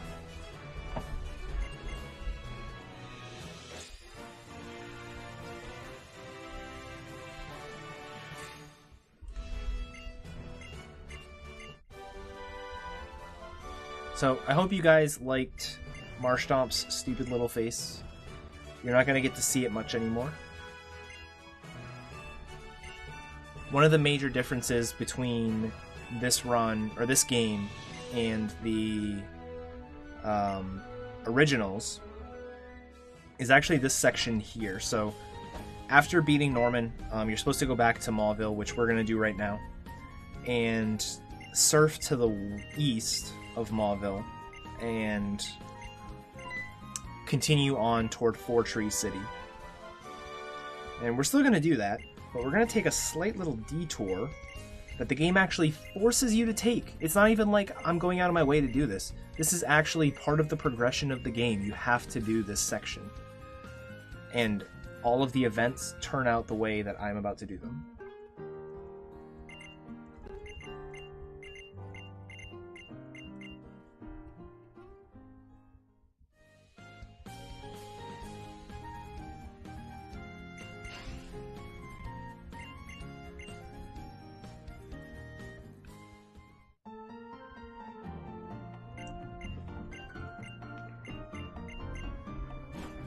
But first, like I said, we're going to need to surf, so I'm going to teach surf to, and strength actually.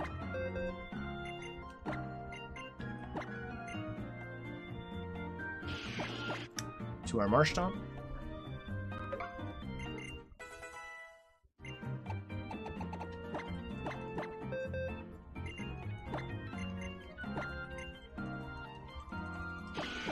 We don't need Bulldoze anymore.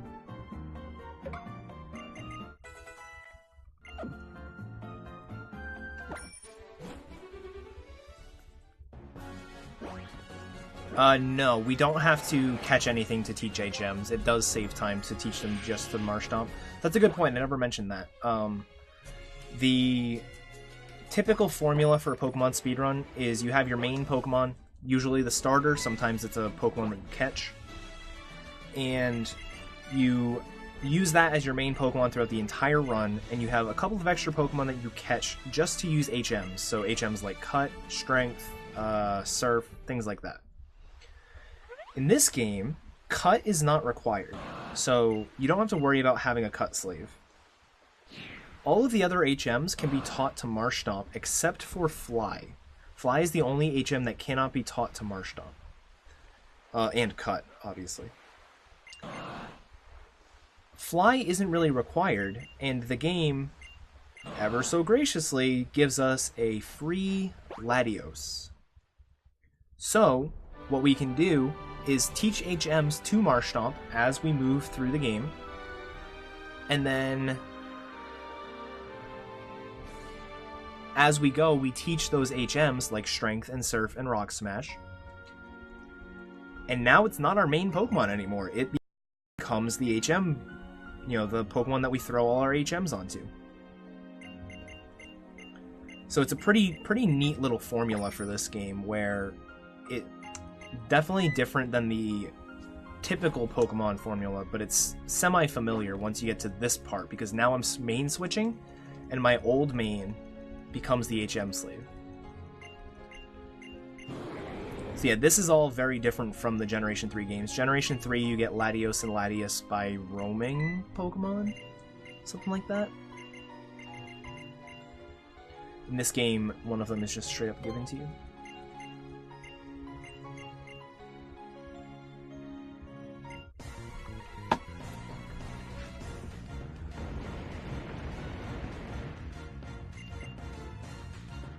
So you'll notice I didn't heal going into this fight. This is another true double fight. It's actually the last one. True doubles are kind of cool. If you die in a true double fight, it doesn't matter. As long as your partner can finish the fight out, then you're in good shape. Then you still win the fight. So, oh no, Marshtomp has fainted. Doesn't matter. As long as Matang can hit Zen Headbutt, we're in good shape. We're golden, guys.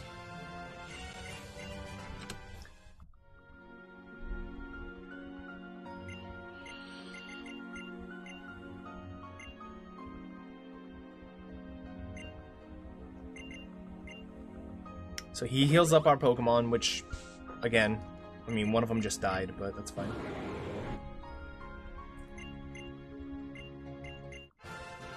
And Latios has now joined our team permanently.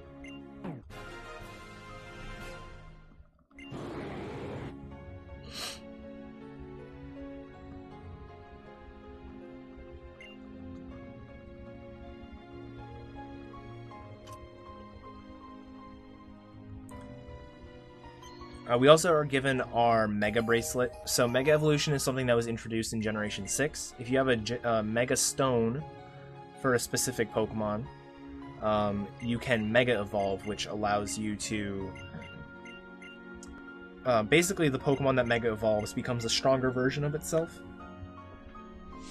Some of its stats are changed. A lot of times the ability changes. Sometimes the type changes. It's pretty cool. Unfortunately, you're not going to see Mega Evolution at all in this run. It is a slow process, to say the least.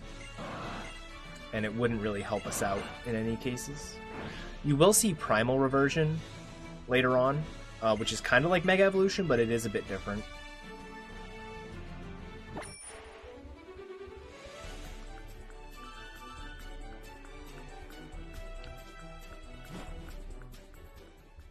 Alakazam gets so many spoons. Another change from Generation 3 is you can bike through the tall grass. I know in Gen 3 and 4 you cannot. It's really nice in this game. Just bike right through. It's glorious. Grab an elixir there. I'm also going to grab, if I can find the hole. There it is. PP max. We're going to go up here. We're going to check our stats on Latios. This is not a reset point, so like if we have bad stats on Latios, it's not the end of the world. But we do want good speed and special attack.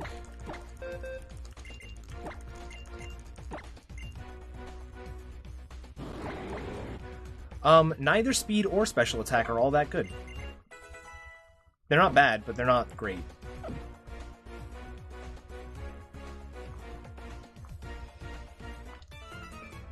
$82 and 77. If it was 78 speed, that would be good.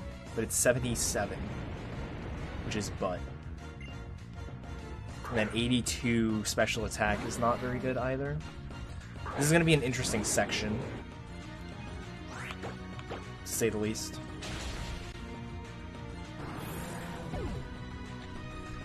The Latios section is going to be interesting. We used Latios for about an hour. A little less than an hour.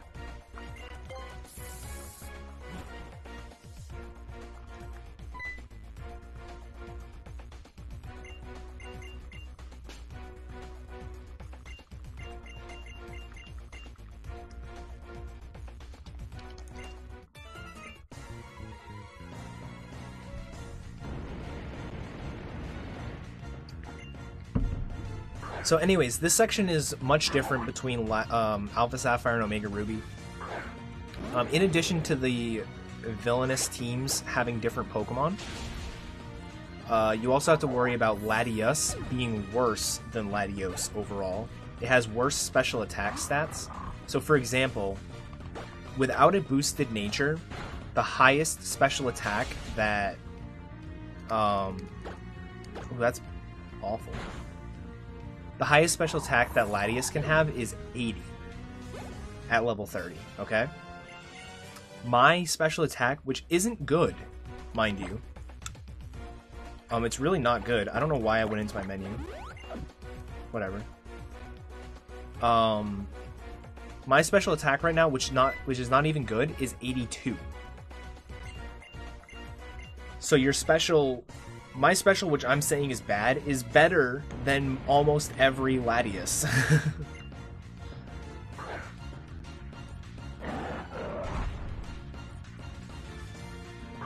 Even with the bad special, it's not going to be too bad. It means I'm going to have to play it a little safer on some fights. It's really not the end of the world. Which version is faster? They're roughly the same. Currently, the fastest time in the game is on the Omega Ruby version. I think with a perfect run, Alpha Sapphire would be faster. Highest possible for Latios is 88. Yeah, highest possible for Latios is 101.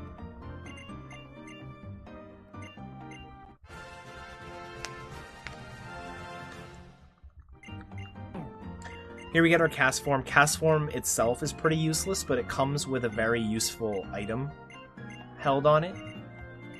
Like the soft sand and like the silk scarf, the mystic water will boost water type moves. So we're gonna give that to Latios because boosting surf is pretty powerful. Rude.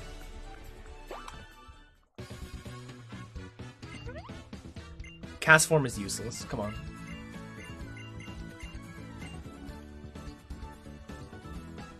Yeah, roughly, Carissa. They do roughly cancel out. There's also Alpha Sapphire has a faster, not better, faster Mudkip section as well.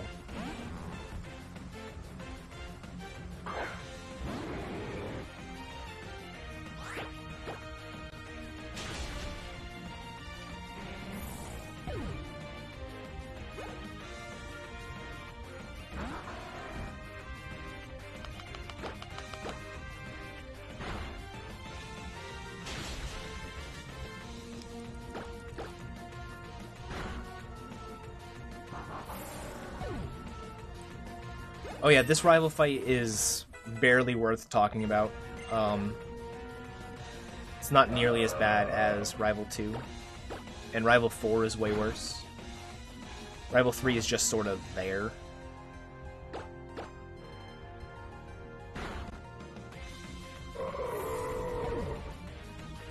Yeah, version differences in terms of the speed run. Alpha Sapphire gets Latias as its legendary mid-game, and Kyogre for its legendary late-game.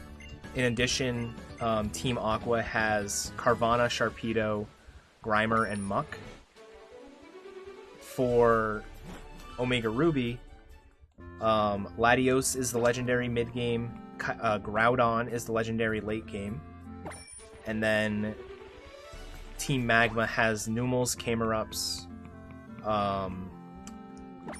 Coughings, and Wheezings. So in general, Latios is better than Latias. Kyogre is better than Groudon.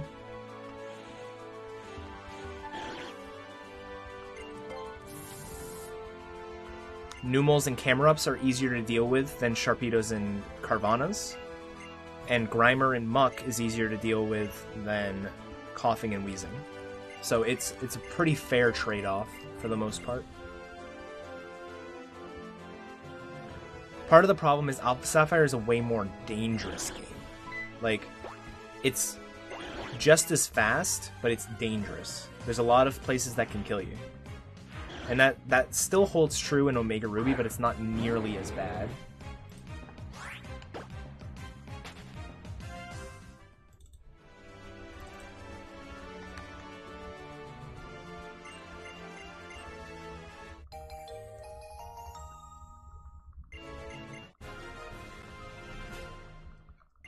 Aside from the length, this is probably one of the easiest Pokemon speedruns to get into. There's no, like I mentioned earlier, there's no RNG manipulation, so you don't have to worry about that. You don't have to worry about... Like, X and Y has certain time requirements, like you have to get through the first part of the game in a certain amount of time. That doesn't apply in this game. It's really easy to just pick up and learn.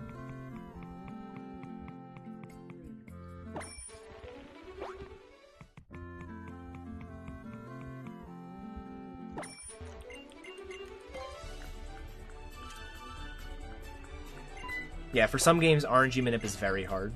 Like, thinking specifically like Gen 4. Alright. So, on to gym number 6, Winona's gym. Winona is the flying type gym leader. None of the trainers in the gym are mandatory, so we can get past them all.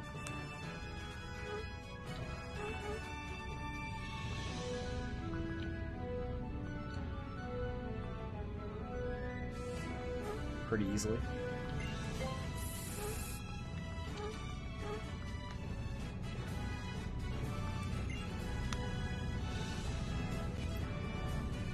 Blaziken, so the problem with Blaziken, I actually, at the PSR Marathon, which is another marathon put on specifically for Pokemon speedrunning, PSR Marathon last year, I did a Torchic run. And the main problem with it for the early game is there's no way to beat Roxanne. In order to beat Roxanne, you have to become Combuskin. So, in this run, we went into Roxanne at level 9. You have to go into Roxanne at level 16 in order to be Combuskin, which means you have to fight every single trainer outside of like 2 before Roxanne. It's absurd.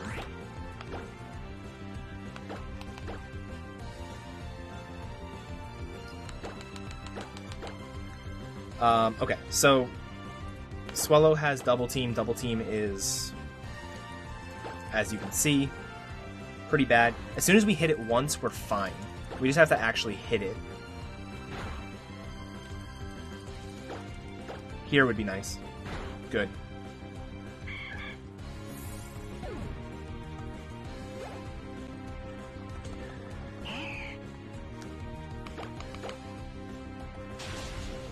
Yeah, Torchic struggles a bit late game because of things like Swellow leading.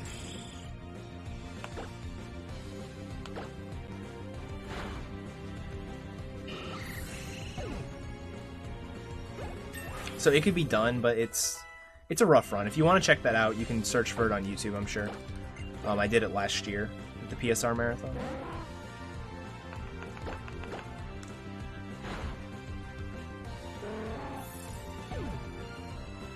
Sceptile's run you don't want to talk about. I actually haven't fully routed it, but it's awful. Good luck beating Watson. Good luck beating Rival 2, actually.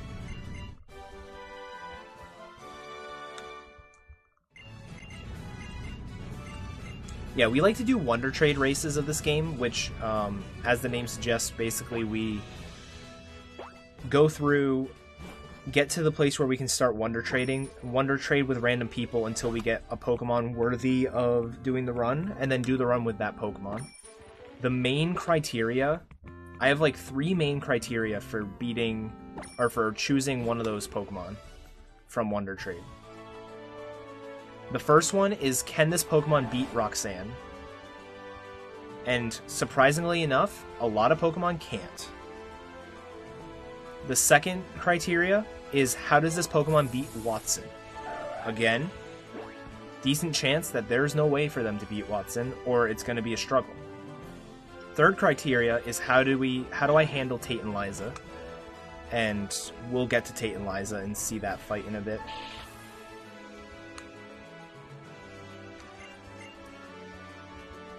Yeah, number 1, does it learn Echoed Voice? Echoed Voice is actually pretty huge as well. It's not, like, necessary, but it is a big deal.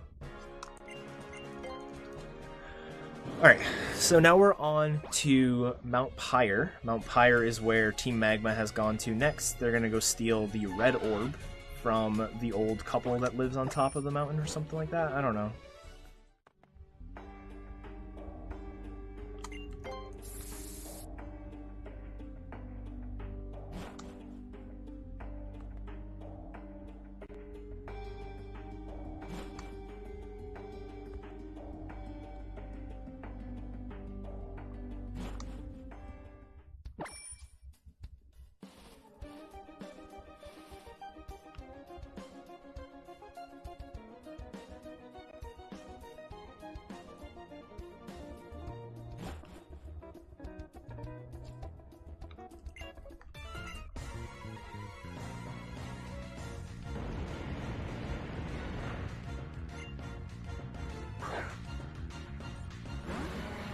Yo, what's up, Wee? Alright. So, top of Mount Pyre has 3 fights, has 2 Mightyena. I don't know if I mentioned it already, but Mightyena is the main weakness of the Latios section. All Mightyenas are dangerous in their own way.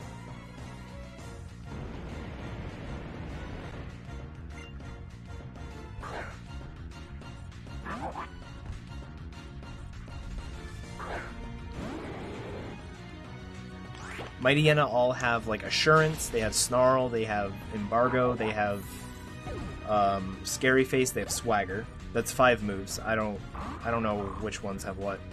But, point being, Embargo is the best move that they can use. Dude, nice. Thanks for using Embargo, pal. You're the best.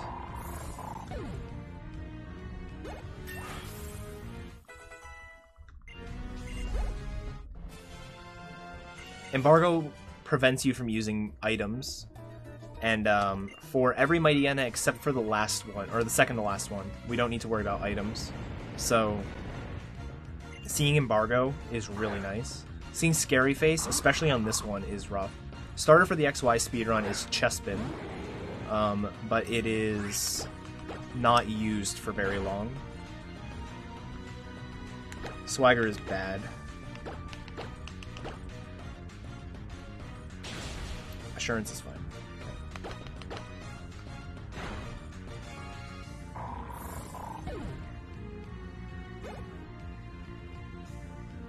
Yeah, Latios is holding the Mystic Water. It increases the power of water-type moves.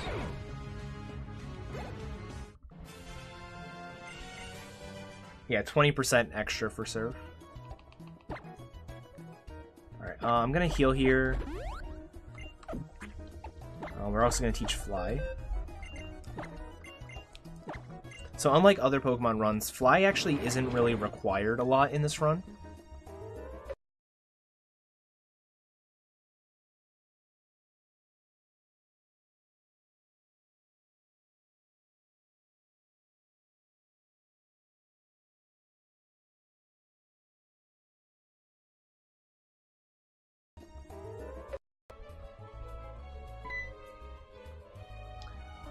Yeah, so just for completeness sake, because everyone's talking about it in chat, in terms of starters, Gen 1 you take Squirtle, Gen 2 you take Totodile, Gen 3 is Mudkip Mudkip, and then Squirtle or Charmander. I think Squirtle is faster in Fire Red.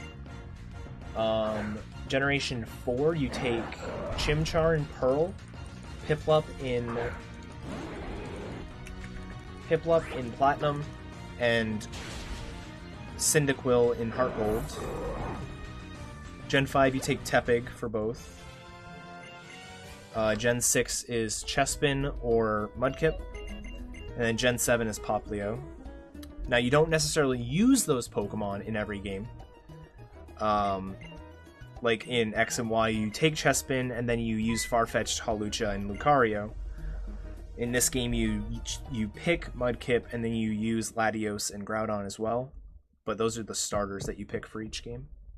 Oh, in Yellow, you use Pikachu. I forgot about Yellow. RIP. Piplup in Platinum because you don't get Hidden Power early.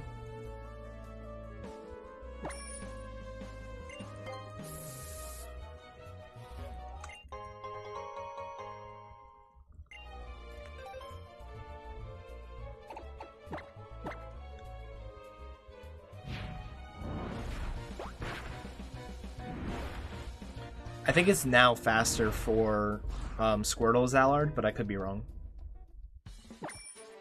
Alright, so now we're going to go buy some more X items and some more healing items and the like.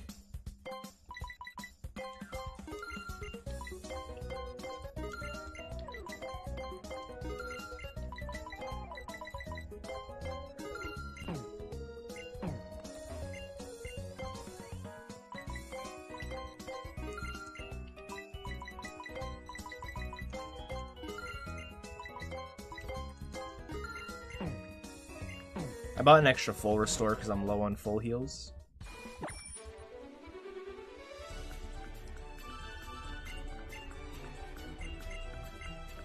Water is a great type for these games. Water Ground might be the best typing for a speed run. Just like regardless of the game, like Water Ground is probably the Pokemon that could do the best in every game.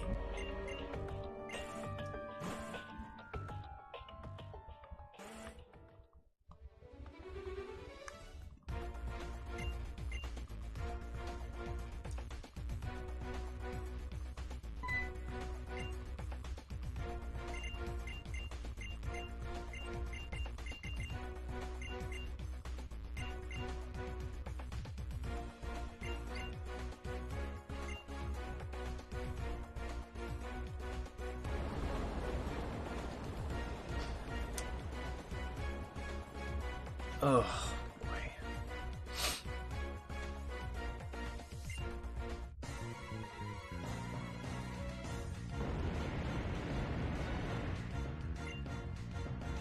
Alright, so this Mightyena is bulkier than the rest, or than a lot of the other ones. So we do need to use Surf rather than Dragon Breath. So quite a bit of damage there.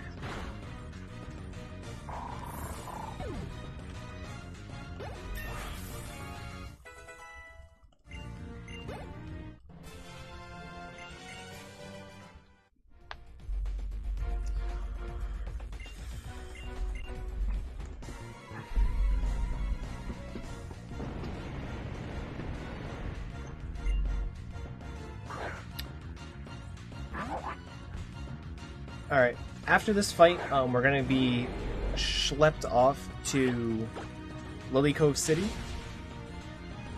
And in Lily Cove, we're gonna be forced to fight our rival for a 4th time.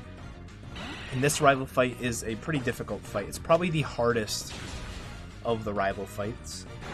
Holy moly, guacamole, I did not know that that was going to live.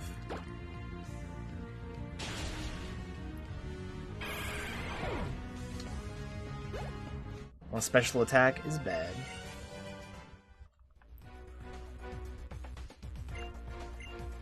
That's not supposed to live. So.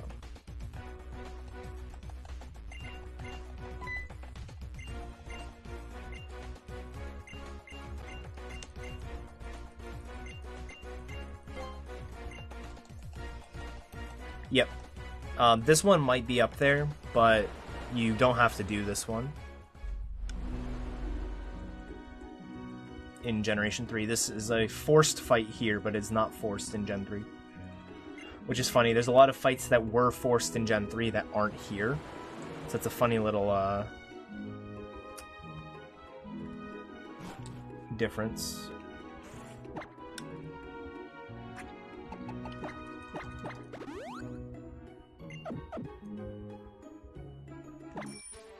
Alright, we're gonna save before the rival fight.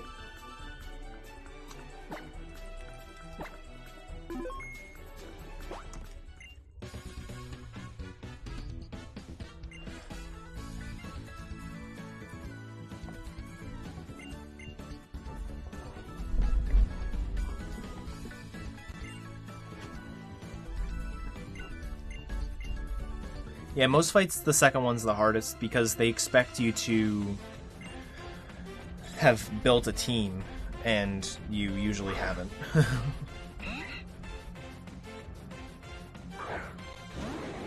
Alright, another Swellow lead. Swellow, just like before, is pretty dangerous.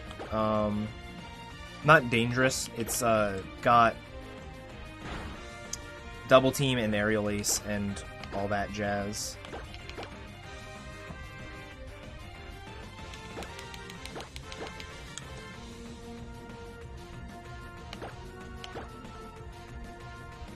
Good hit. That was good.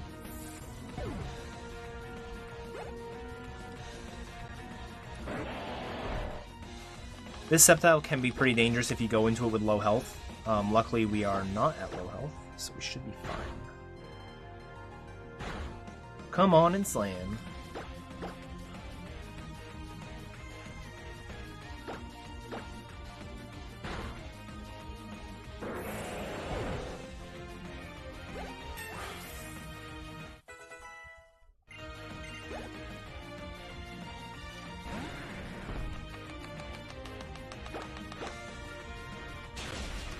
So I did use too many moves, so I do need to use the elixir. If I used one less surf, I would have been able to. One less surf, I would have been able to skip using an elixir here, but we do have to.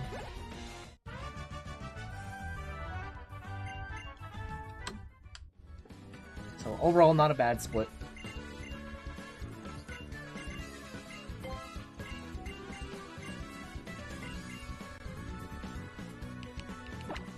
We are going to, we're going to heal with this.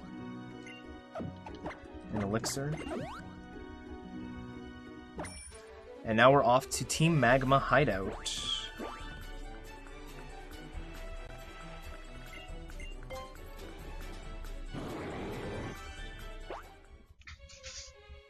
Good time for one more donation.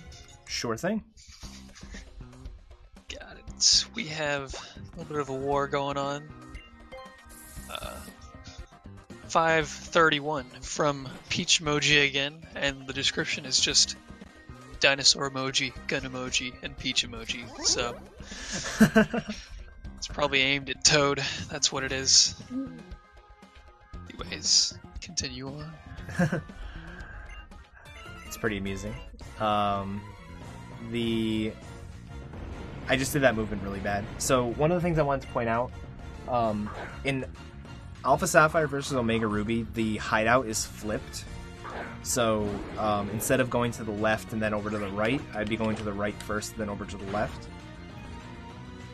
Along with this flip, like the flippedness of the area, some of the trainers are in different spots, but it's actually really amusing to me that you still have the same number of mandatory trainers. Like, the trainers that you have to fight are in completely different spots, but the number of trainers and the number of Pokemon on those trainers is identical between the two games. So like that trainer I just fought was skippable in Alpha Sapphire, but one of them in the previous room wasn't.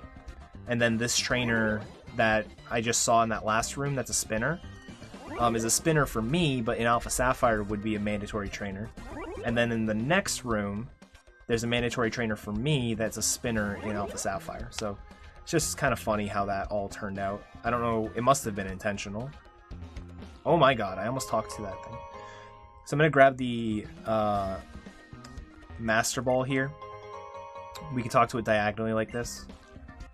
In my most recent PB, I accidentally talked to one of the other balls, and the other balls have an electrode in them.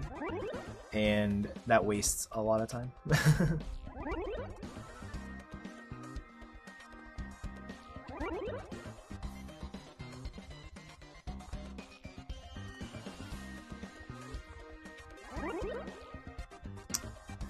Alright.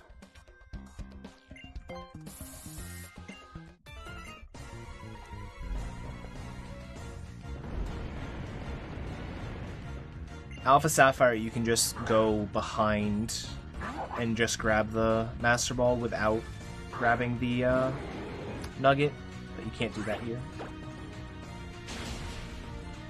How am I doing relative to PB? Good question. We are 10 minutes over PB.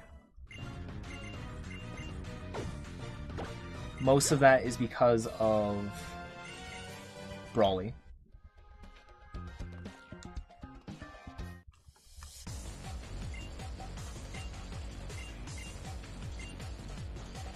Brawly and Norman's split.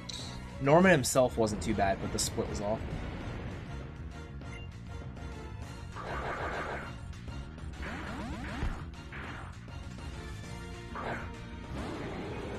So this fight's kind of funny. It's a horde battle. So we are one Pokemon fighting 5. All 5 are level 18 Poochyena. They all die to Surf, and they all fall down.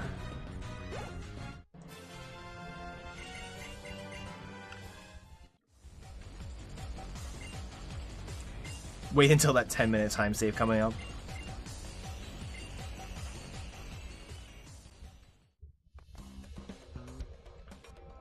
With Brawly, I died a couple times. I had to reset a few times.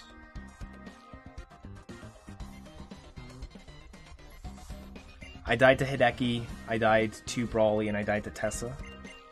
In that order, which is amusing.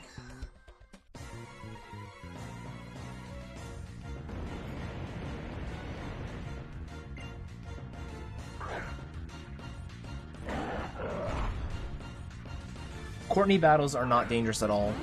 In Alpha Sapphire, the mat battles, which are the same, are a lot more dangerous. But every Courtney battle ends the same. Surf, dead.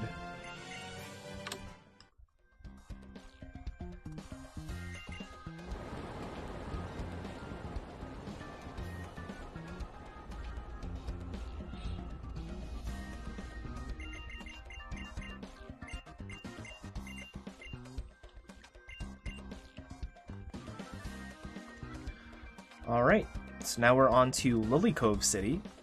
No, we're in Lily Cove. Sorry, we're on to Moss Deep City, where the 7th gym is.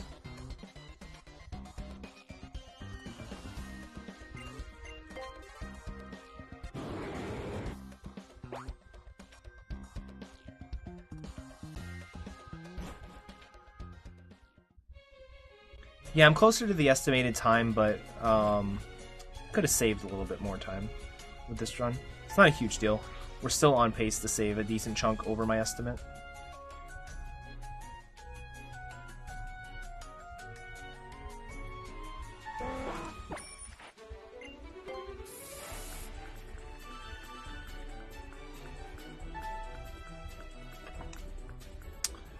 Alright, on to Tate and Liza's gym. So Tate and Liza is the only gym leader in the entire series so far that is a double battle. We have 2 goals going into this fight. One is we want to not knock Lunatone into heal range. That is ideal. The second thing we want to do is we want to make sure Marshtomp is dead after this fight.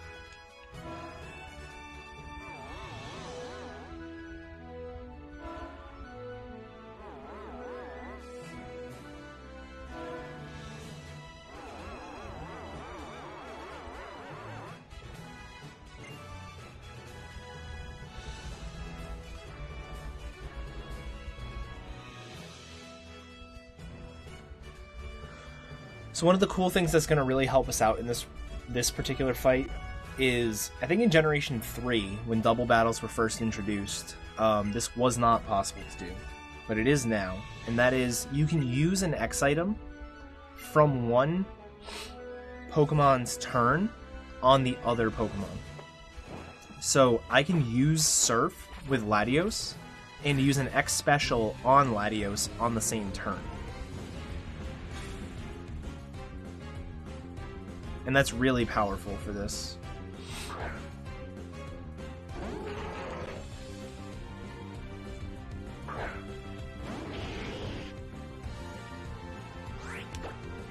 Oh wait, I'm an idiot.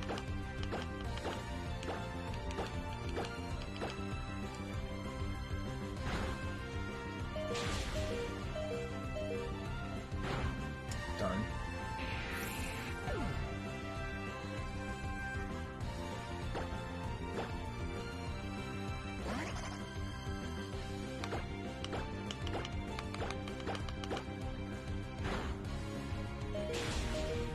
Oh. Damn it. Catsform is going to get some levels here.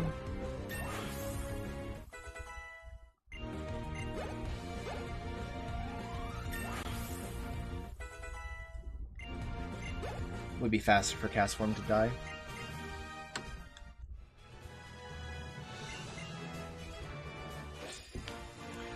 Alright, so now we have our 7th gym badge, and we won't be getting another one for a little while.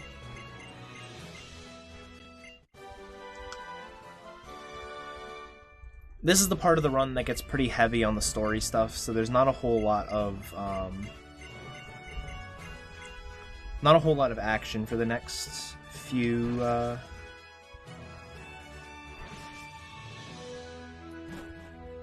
sequences here. A lot of cutscenes.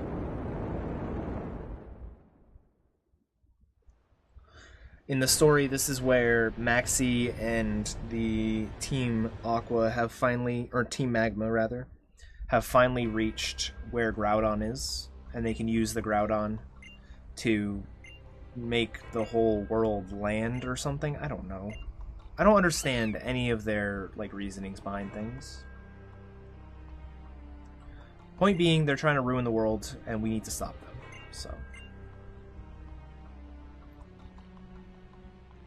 Steven happens to live here in Moss Deep, and he notices that we just beat Tate and Liza. So he's like, "Come over here, speed stuff for charity. Let's go talk at my place."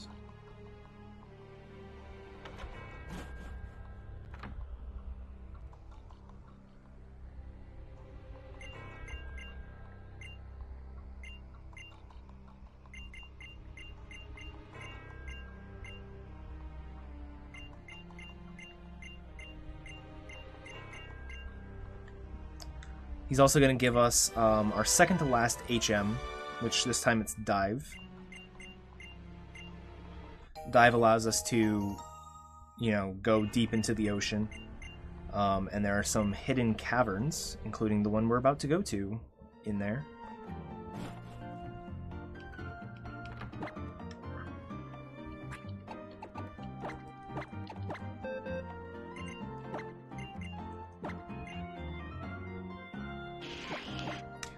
Do you understand that it's a 10-year-old girl who got smuggled into the country and is the one who has to save the world from Team Magma?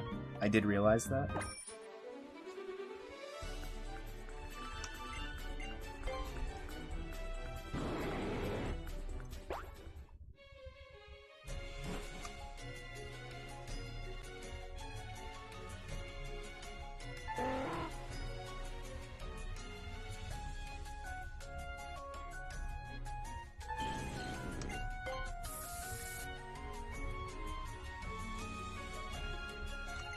Yeah, so I just realized, because this is where I was when I made the realization on my no reset run earlier today.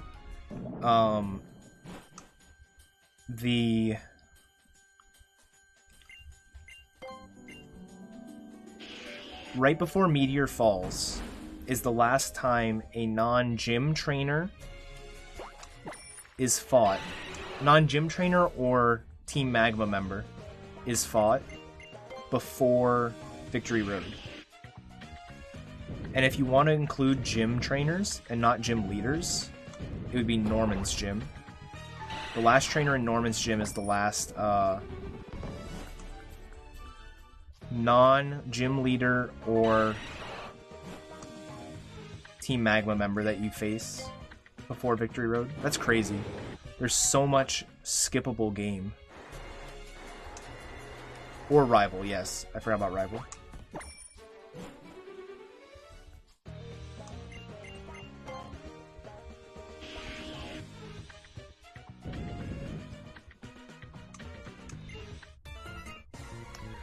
Alright, so this Mightyena here is bulky like the one in Slateport was, so we need to use Surf on it rather than Dragon Breath.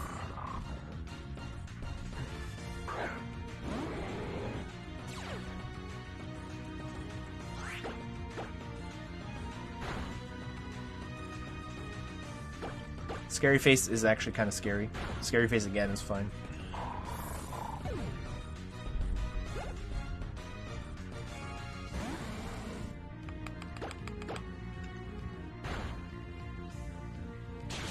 Poison, of course.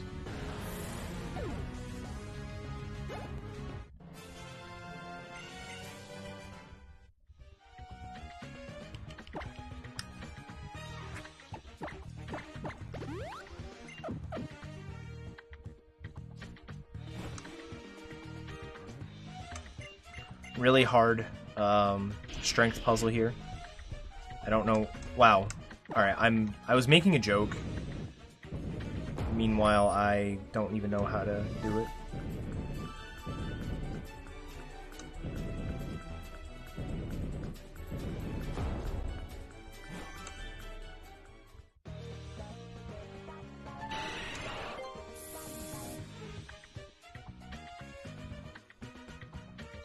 Alright, on for the final maxi fight.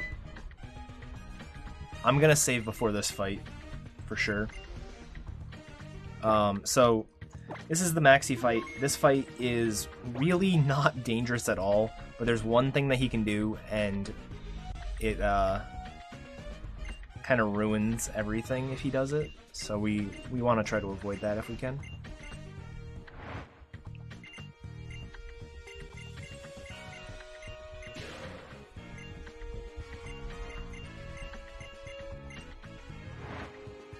Wahahaha. So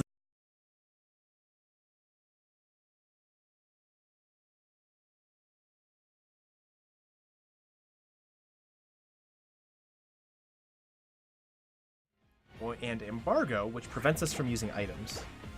Luckily, any of those are fine. My X items are all sorts of messed up. We actually want to see Scary Face because we put up a guard spec, which prevents things like Scary Face from doing anything. But he does have a chance to use embargo, so like that.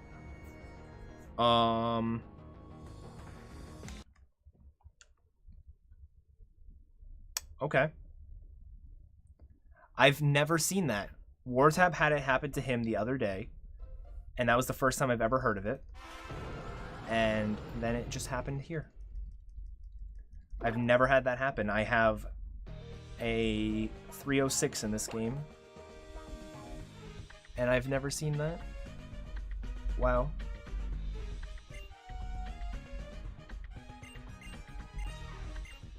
That's crazy. Well, there you go. That's never happened before.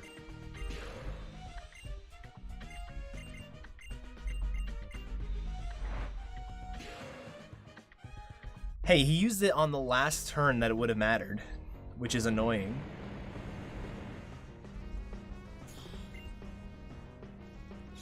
What happened? Oh my god, you guys missed it. So he used embargo while I was in the middle of setting up. So embargo prevents you from using items, and I am required to use 1x speed and 2x specials. And he used embargo and prevented me from doing so, which is annoying. He's a butt.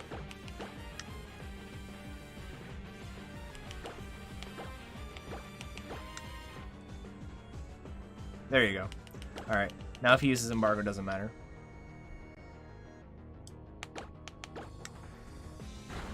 Played around the crit? Nah. This is literally the only time embargo is not wanted.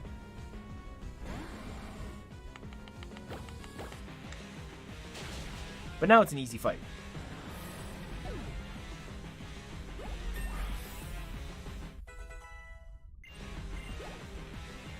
If it's gonna happen on any run, I'd rather it happen on this one.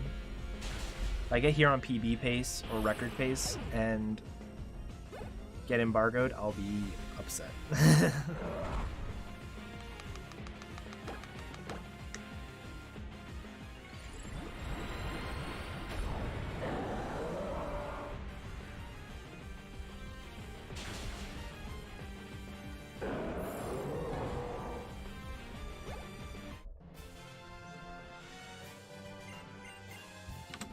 All right.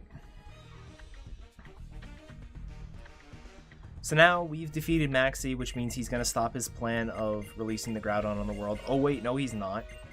Why did we even battle him if he's just going to release the Groudon anyways? Like, I don't understand this game.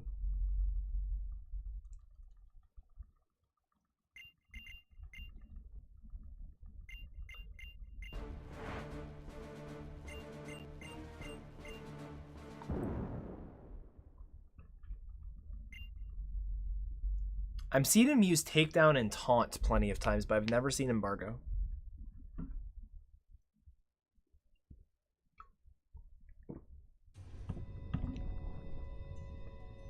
Ten out of 10 acting.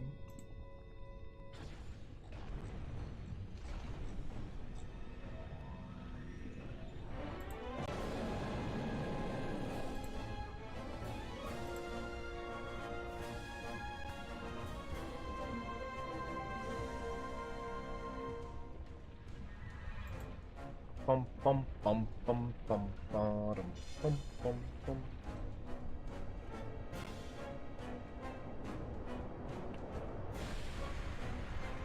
All right, see you later, Lexi. Thanks for the good luck. Well, we have a little bit of downtime here. How's everyone enjoying the marathon? How's everyone enjoying this run? Every other run? What's everyone's favorite run so far? I'm curious. I didn't get to check out as many runs as I wanted to yesterday into today. Dance Dance Revolution Mario Mix was very entertaining. Was it? Yeah. What was it? Gooby's Wii decided it didn't want to work, so he ended up playing on GameCube. Oh, that's awesome. But it was just weird. This one, you guys don't have to say this one.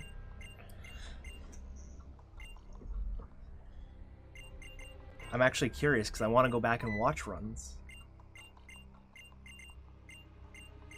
I'm not going to go back and watch this one. I've already seen it. Why not? I probably will at some point. SMG2, Pet the Pup at the Party. Okay.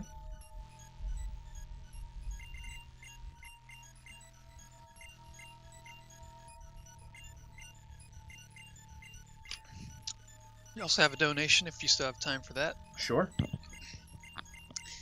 We have another one from Yanni, 369. It says, I said Yoshi time. Was that enough, though? Oh, it's still in last, though. Come on, Yanni. Catch up.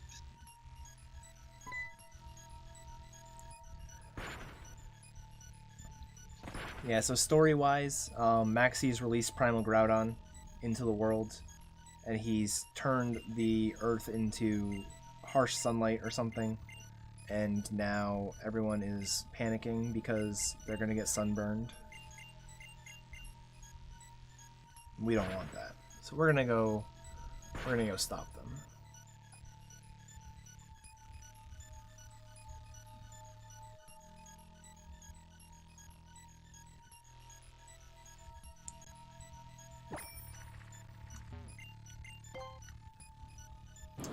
Kind of a cool mechanic. You're actually not going to see it at all, but we can go do basically whatever we want at this point. So if you were playing casually, you don't actually have to go to Satopolis right now. You can do anything else that you want. And if you fight people outdoors, you actually will have the harsh sunlight weather, which is kind of a cool feature.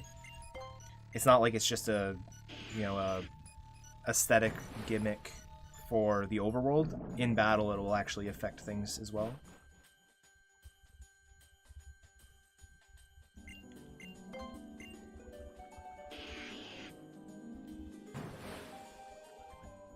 Brawl, SMG2, Jet Set Radio. Okay.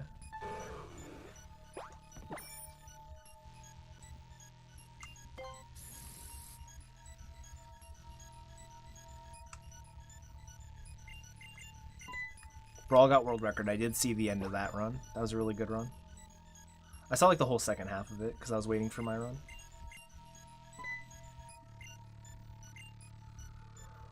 Alright.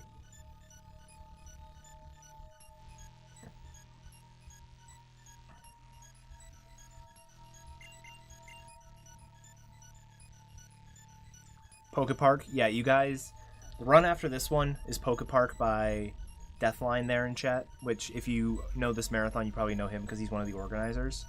But that run is awesome. You guys should definitely check that out.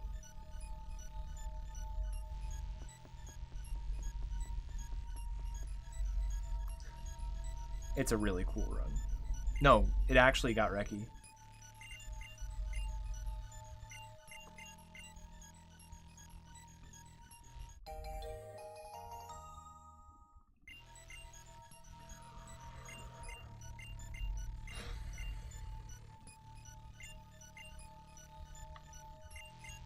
Yeah, the music here is really the reason you want to run Alpha Sapphire. At this point in the game in Alpha Sapphire, it's raining like crazy, and the music is a lot more groovy.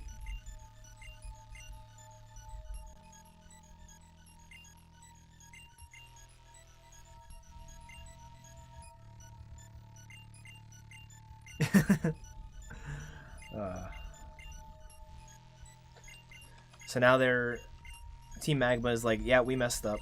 Can you go fix this for us? And then your rival's like, hey, did you see the sunlight? I think the bad guys did something. Oh wait, you're in the middle of this. It's like he's so oblivious. He walks up and he's like, oh, Team Magma and Team Aqua, what are you doing? Oh my god. And I'll always be right beside you. You are my best friend after all. No. I didn't know Horace. Too soon, man.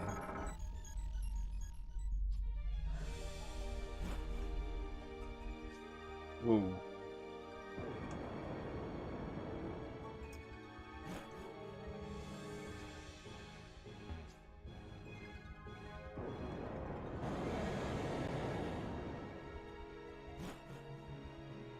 It's not all of Horace. Alpha Sapphire takes place in Seattle. So all the damn rain.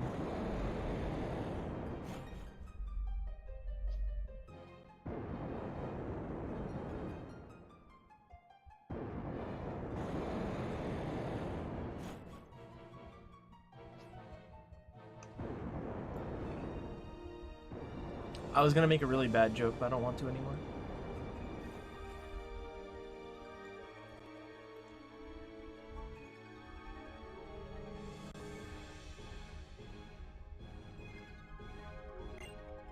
Sapphire took place in England, actually. Alright, so here we're going to ride the Groudon through lava. It's completely realistic and not at all, like, dangerous, so...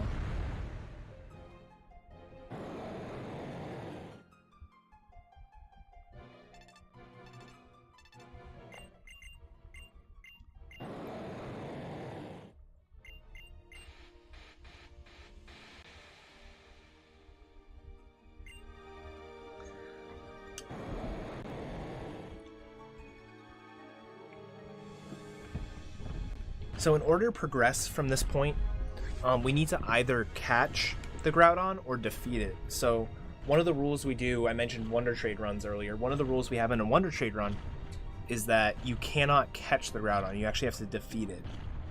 Or Kyogre if you're playing on Alpha Sapphire. Sometimes that can be a task, you know? Sometimes you go into it and it's like a Pokemon that was good for like the entire run all of a sudden isn't good for this fight. And Groudon is very powerful, and you can just straight up die.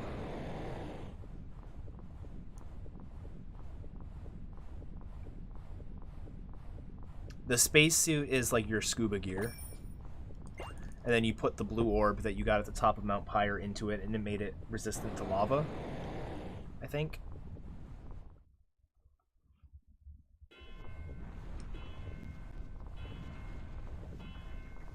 Yeah, you can't catch it, Wartab. You have to beat it. That's one of the rules.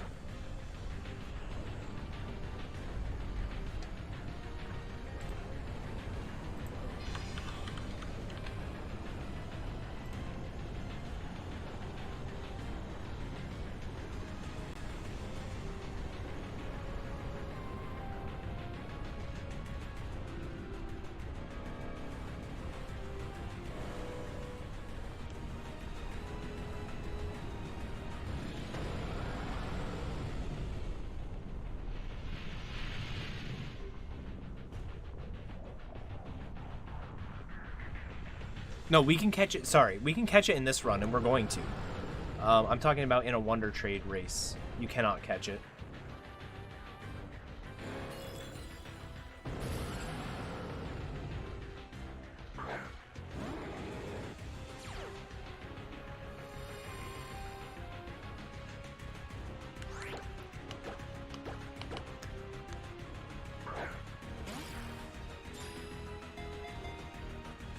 Yeah, it's tedious to trade away.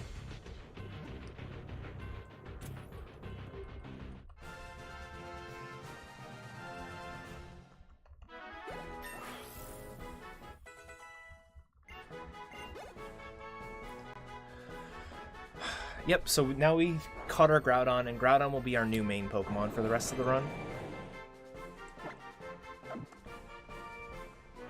I'm just saying, it's one of the rules. It's rule 1.4. It's in the rule book.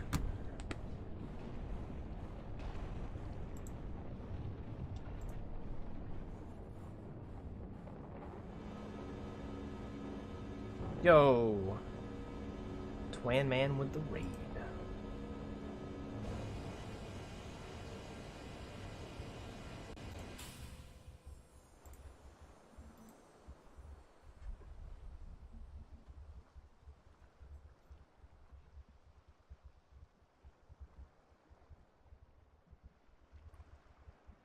So here's the nice cutscene that's long enough for me to run upstairs and use the restroom. I'm not going to, because I don't need to go, and I love you guys. Just figured I would fill the empty void with a little bit of commentary there. So Groudon, like the Latios, we do want certain stats on it. We're not going to this is... There's no way 2.5 hours into a run we're gonna be like, oh, got a bad Groudon, guess we can't finish. Like, we're not gonna reset or anything, but we do really want a good attack stat as well as a good speed stat. So if we don't have one or both of those, this next section can be kind of difficult.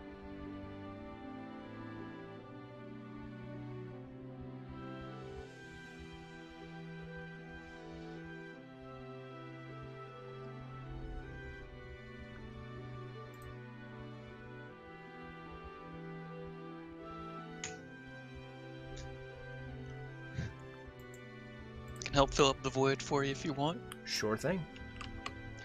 We got 2 more donations yet again. $3 from me to put our total up to $169.69. But it's been ruined by the next donation by Rusty Riley 4 again, $2. Here's a donation for another reason that I want to say hi to the guy calling out donations and the waving. Hi, it's me. Also, Toad is now in the lead. So, Peach and Yoshi catch up.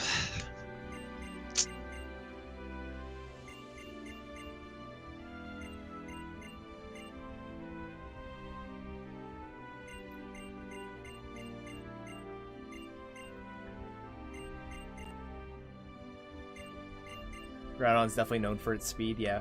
It's not... Surprisingly, speed isn't that much of an issue. If you have, like, decent speed on your Groudon, it's really not bad at all.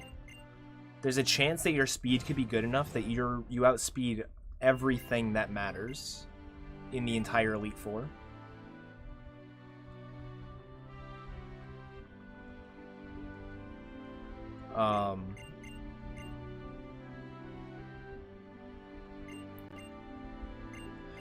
But attack is really what matters. My current PB, which I mentioned earlier, is a 306. Had a timid Groudon, which is that nature is minus attack plus speed. So the minus attack part really takes a toll on the run. I lost probably about 30 seconds to a minute just because I had bad attack.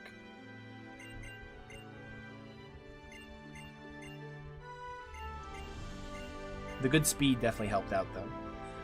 So, stats that we're looking for, we want to see 102 speed and 157 attack. Those would be ideal. At level 46, we're going to use a rare candy on them and check our stats there. First, we have to get to the gym.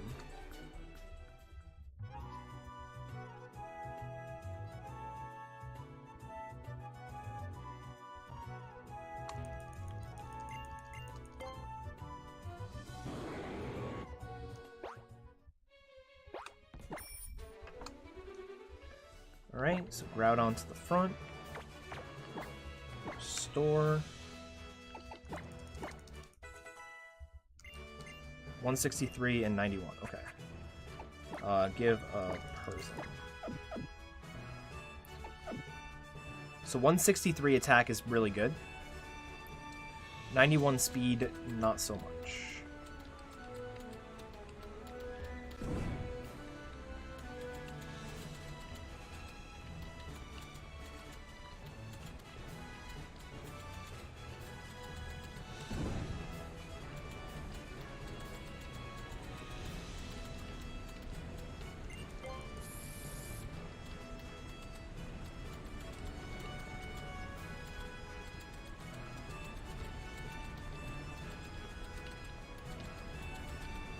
Ice puzzle can be scary, but we did it.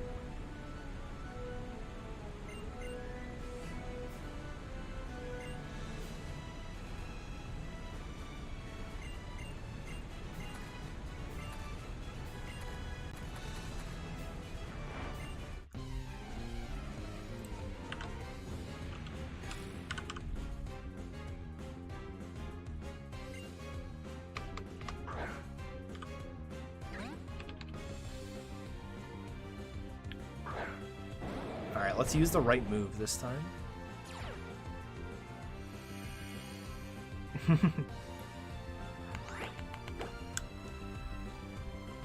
So we equipped the Persimberry there so we can do that. It's really nice. We're gonna use an X attack here.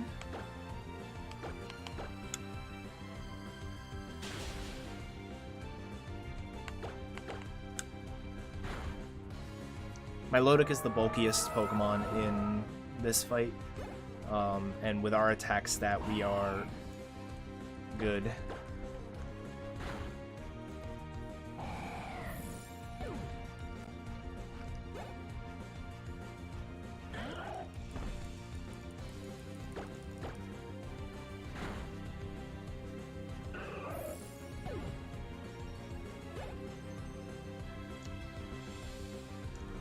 sent out Seeking, and this is the last one. So this is the last gym leader down. This fight is actually, ironically, a little bit easier for Omega Ruby to do than Alpha Sapphire, even though we are technically weak to water and ice.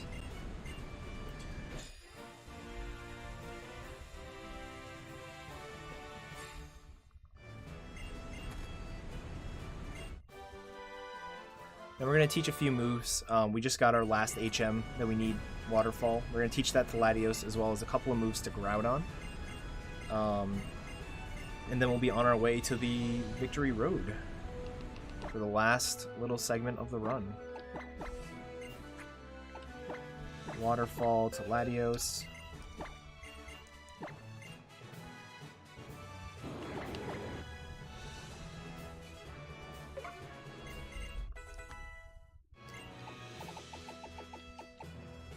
Smackdown.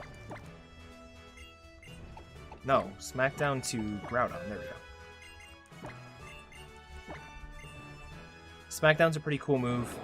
It takes any Pokemon that's not grounded, so any flying type Pokemon or any Pokemon with Levitate, and makes them on the ground, so you can use ground type moves.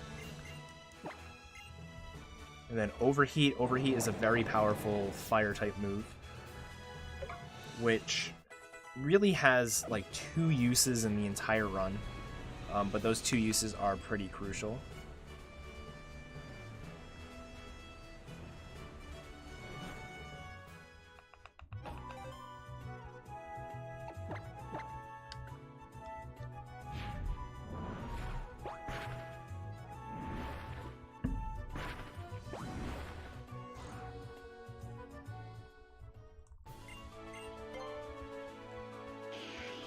Nope. One of them is actually the next move we use will be Overheat on a Frostlass in Victory Road, and the other time is on a Dusclops in the Elite Four.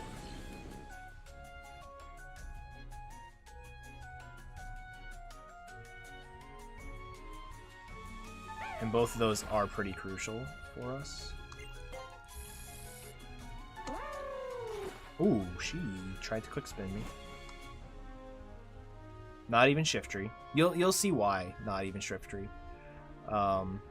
We have other strats for that.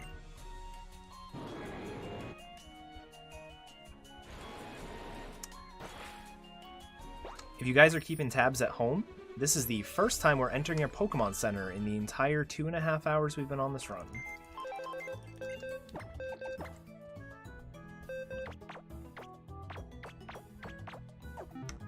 We need to deposit Latios, as well as depositing and then withdrawing a Pokemon does heal it as well. So we just healed our Groudon as if we took the Pokemon Center. The reason why we need to get rid of the Latios is because there are 2 double battles in this dungeon in Victory Road, and the 2 double battles will trigger as long as you have 2 living Pokemon in your party. So right now we have 1 living Pokemon in our party, because Marshtomp died back on Tate and Liza. So the 2 double battles we'll be able to skip because only 1 of our Pokemon is alive.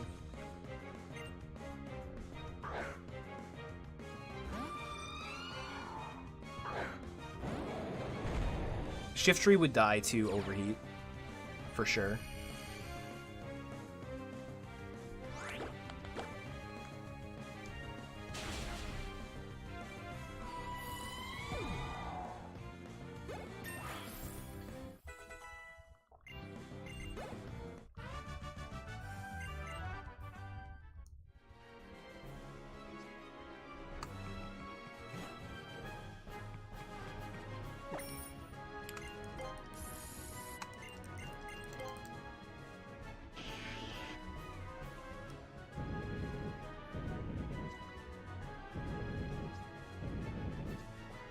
Bad movement, or whatever.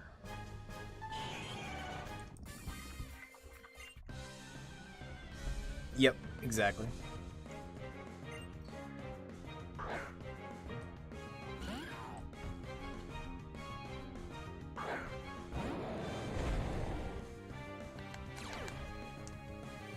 So we have a plus attack Groudon, which is kind of fun.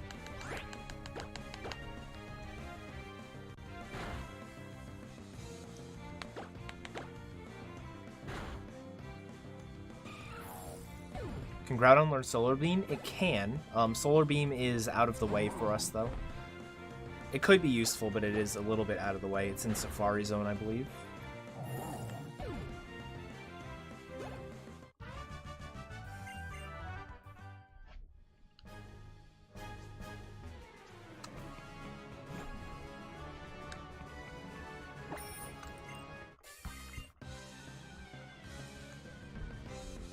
It may not actually be in Safari Zone. I may be thinking of another move, but it is out of the way. I have looked it up.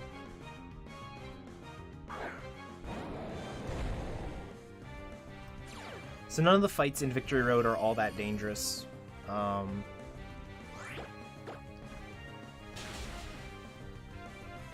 It's your standard sort of gauntlet of trainers with high-level Pokemon, but none of the Pokemon are all that dangerous, especially for the legendary Pokemon that we have.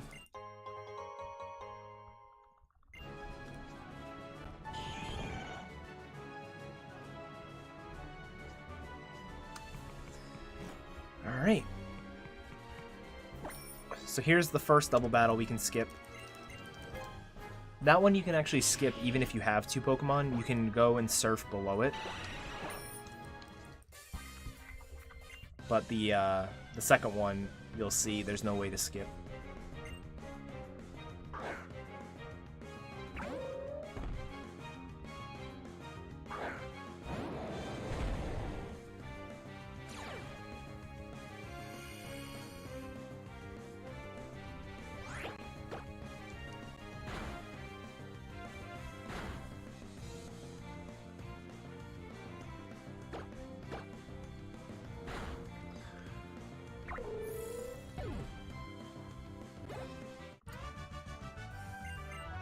Alright, so final stretch here.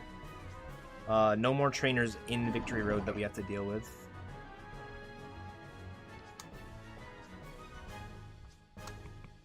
Last spinner.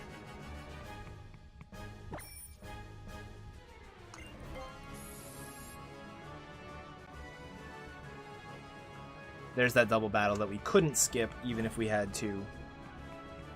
And then almost done.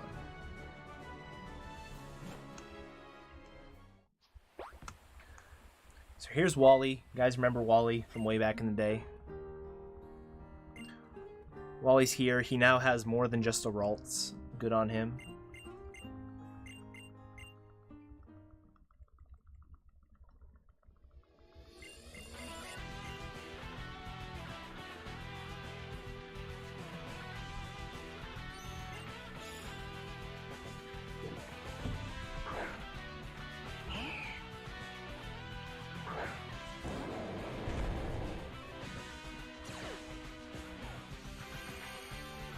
It's a different nature, exactly.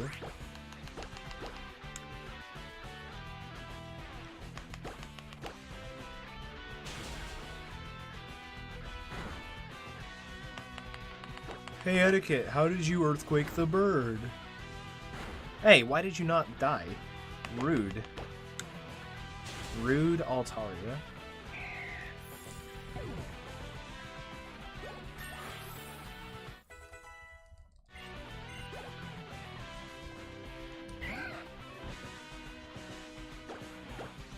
That's the wrong move. I might be dead. Wow, that died? Holy moly.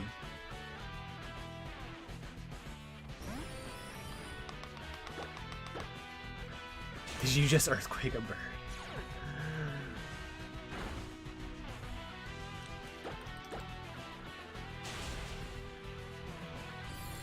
Dude, Groudon is OP.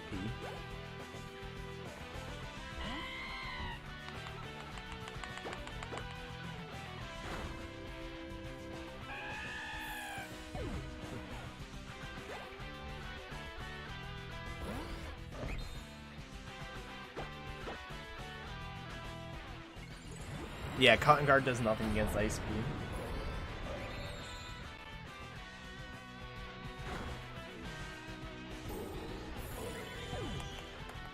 And Wally's dead.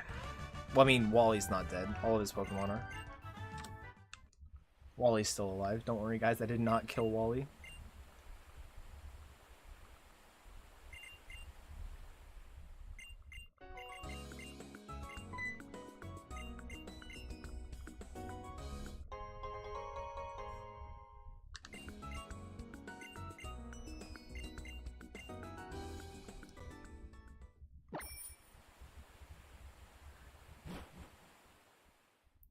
Alright, and now we are on to the Elite Four. So, the Groudon segment until now has been pretty identical to Kyogre in terms of time. I think we have an easier Wallace fight, but some of the Victory Road fights are a little bit harder. So, overall, it's probably about the same. This is where you're going to start seeing time loss over Alpha Sapphire with Kyogre. Groudon has no good way to handle specifically Phoebe's Dusclops. Phoebe leads off with a Dusclops that has some pretty nasty moves, and there's really no good way for us to handle them. So one of the things that we do, and it ends up being faster for us to use this strategy for both Sydney and Glacia as well, is we're going to disobey what I said earlier about no Mega Evolutions. Kind of disobey it. It's not really a Mega Evolution. It's more of a Primal Reversion. And we're going to give Groudon the Red Orb, which allows it to turn into Primal Groudon during battle. And Primal Groudon is very, very overpowered. Yes, exactly. Dusclops has Curse, and that is the main reason why you need to kill that thing in one shot, and there's no good way to do so unless you are Primal Groudon with Overheat.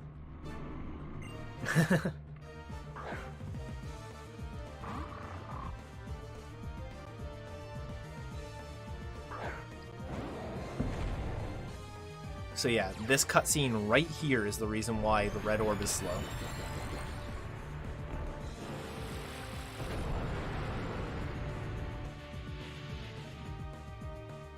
It's about an extra 10 seconds.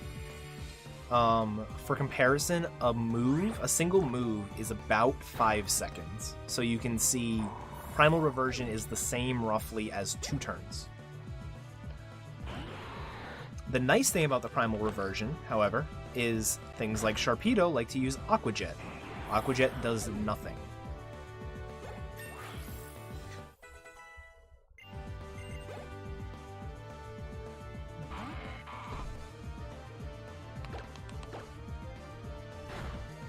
Yeah, so Shiftry gets faked out, or does fake out. Shiftry also has Chlorophyll, which makes it really fast in the sunlight. Luckily, none of its moves are all that dangerous to us, so even though it's faster than us, we don't have to worry about it. This Absol, if we were a little bit slower, that Absol could have outsped us.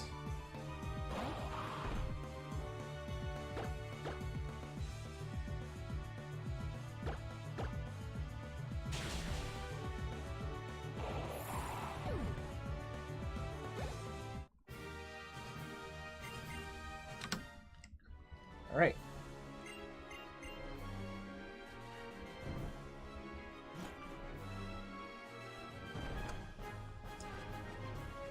On to Phoebe. Like I said, Phoebe is a problem child. Luckily, once you get past the Dusclops, it's really not too bad. Everything dies in one hit, except for the Dusknoir. But Dusknoir really isn't too dangerous, so...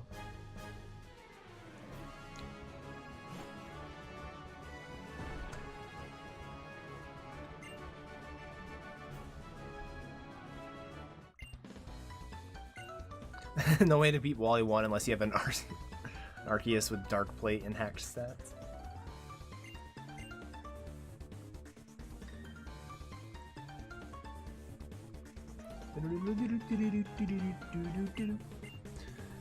Phoebe's a creepy one.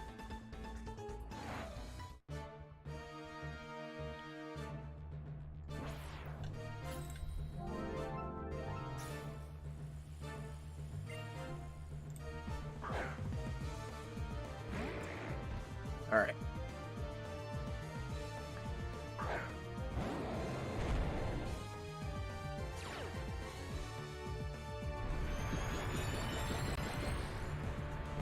Yo, what's up, Jackson? Thanks for the good luck. Hope you enjoy the marathon.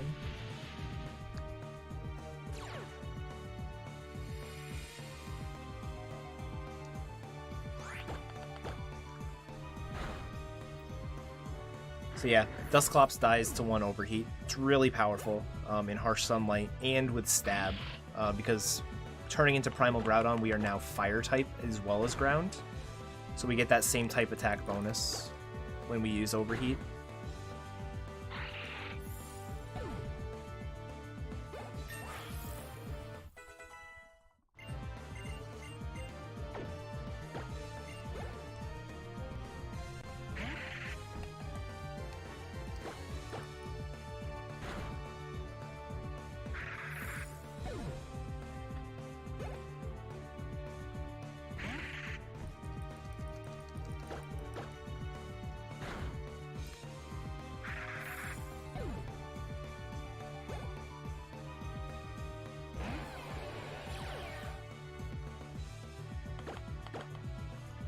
Overheat again. Dusknoir doesn't die to a single Earthquake, so we want to chip it down and not knock it into heal range by using Overheat, and then finish it off with Earthquake. So overall, that's a pretty standard Phoebe fight. Our Groudon is a little bit slow in terms of its speed stat, so we do need to make sure, or we do need to use an extra X speed on this fight. I'm gonna heal. Not heal, sorry. I'm gonna save for this fight. Because there is exactly one thing that can go wrong. And knowing me and knowing how this run has gone so far, it will go wrong. So, saving is important here. This fight is way worse in Alpha Sapphire. And even with the Primal Reversion, this fight is actually faster in Omega Ruby than it is in Alpha Sapphire. A typical fight is faster.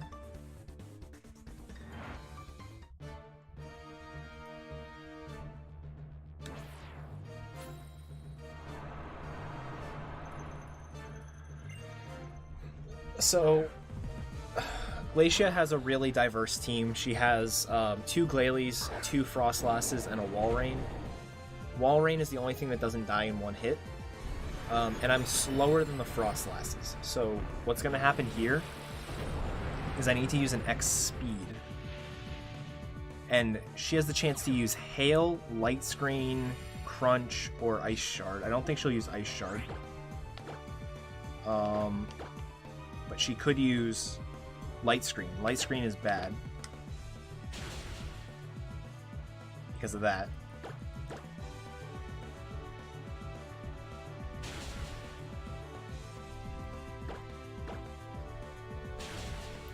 Okay. Yeah. Walrein here. Walrein has Sheer Cold. Luckily, in this game, she usually doesn't go for it. She usually goes for Surf. Because she's an idiot.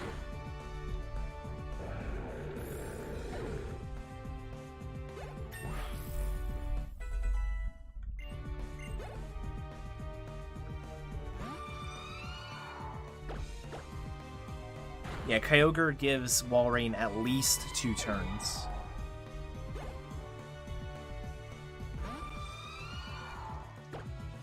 Sheer Cold always hits. Sheer Cold does not always hit, but it can hit for sure.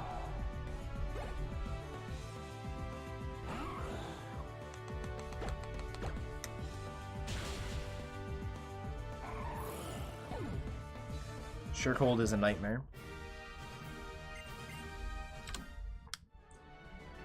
Alright, on to Drake. So this is really where Groudon loses a lot of time over Kyogre. Not only do we have like a big menu here, we have to like teach more moves, and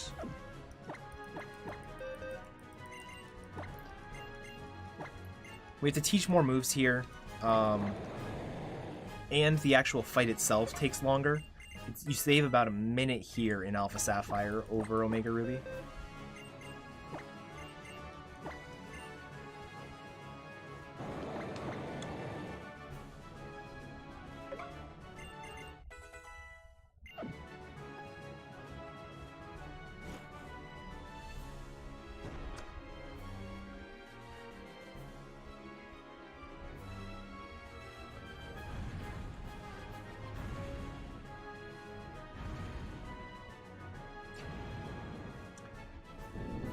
I guess I should explain. Drake is the dragon type gym Elite Four member, which you can see why Kyogre would have an easier time, given that it comes with Ice Beam. Yeah, losing a run to Sheer Cold is pretty rough. It does happen. It has happened to me. It's happened to a lot of people. It's just one of the things that makes Alpha Sapphire a bit more dangerous. Especially because Walrein gets at least 2 turns, where in this game he only gets 1, and in this game he almost always uses Surf. I have seen it use Sheer Cold. I've never been hit by Sheer Cold in a run. But it can happen.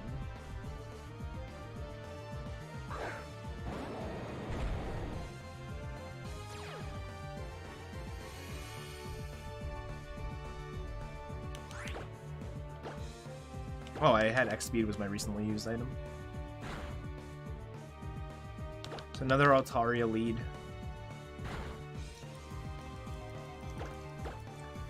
Luckily our attack is good enough that we only have to do two Swords Dances there.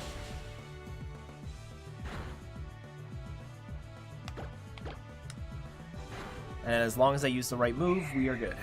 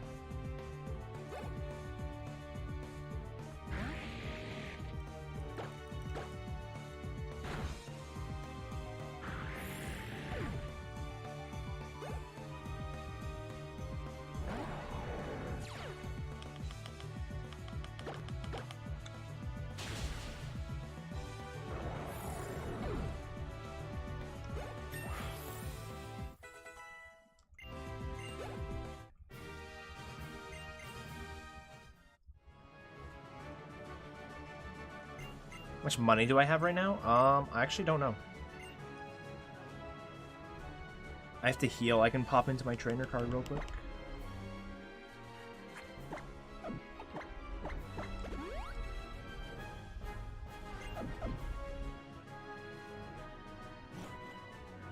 It's not necessary for these fights. The Primal Reversion takes a while, so, like, it physically takes 10 seconds to do the animation. So I have $86,000.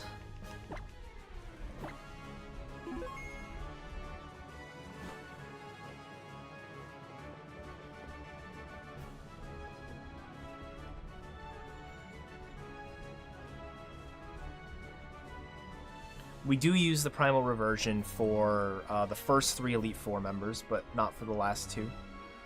Or the last 1 and the champion.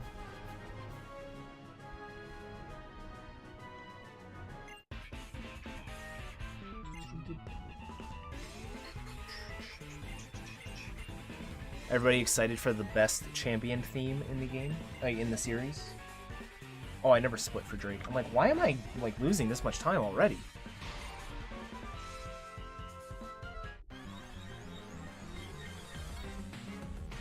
Alright, so this fight is pretty safe. What you want to see is no Toxic on turn 1. If you don't get hit by Toxic on turn 1, you only have to full restore once. If you get hit by Toxic turn 1, there's a chance you have to full restore twice.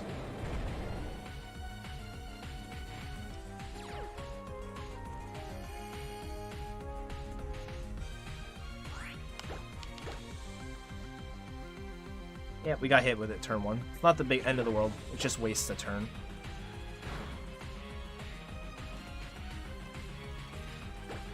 Two. I mean, that's 3. Sorry.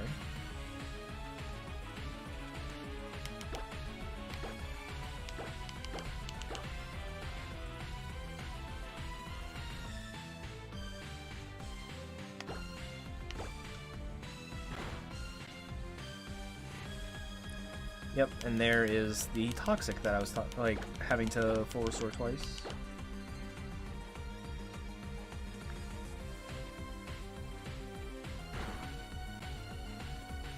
Hey, Eddaket, did you just earthquake a bird?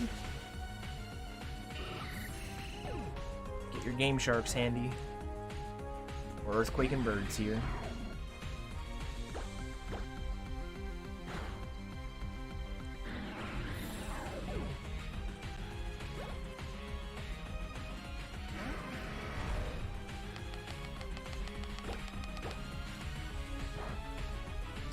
Aggron here has sturdy, so we do need to damage it first. Just like the Skarmory has sturdy as well, so Smackdown into Earthquake is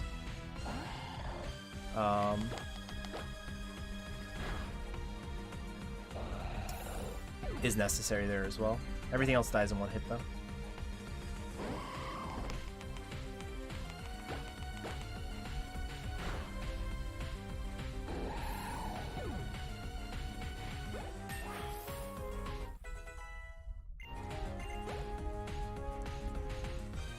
You could Primal, but remember, Primal Reversion is the same amount of time as 2 extra turns. So if you're not saving 2 turns by Primaling, then it's not worth it. Dude, that Bullet Punch did a lot.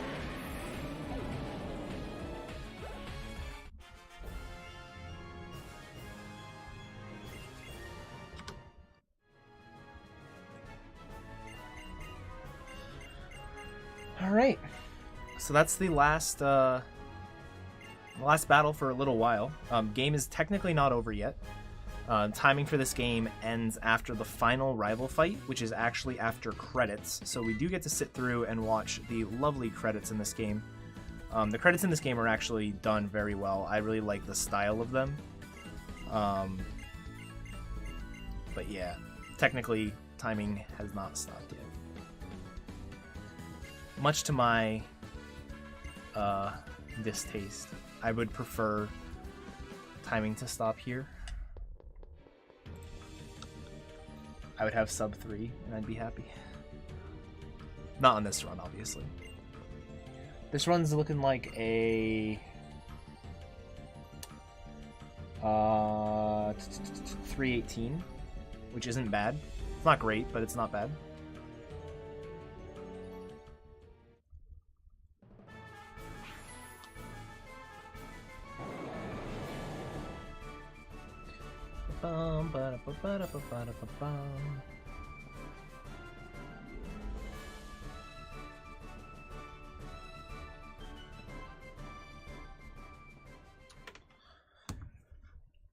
So yeah, we get to see this final little sequence that I actually haven't watched in quite a while, because at this point I always, like, on a run I like shift over and start talking about something else. It's a nice little touching moment between Brendan and May here, or Brendan and SS4C, as you have it. Oh no. Where is it?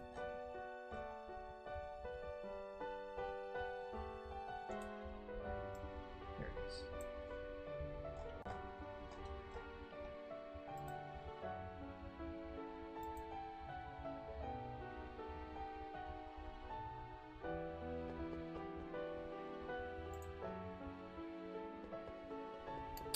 Oh, I'm looking for something. Where is it?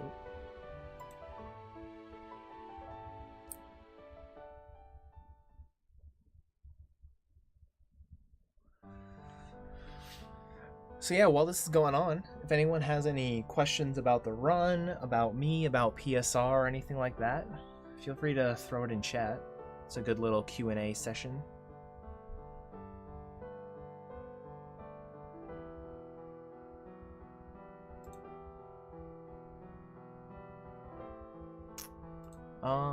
Let's see, what do I want to do?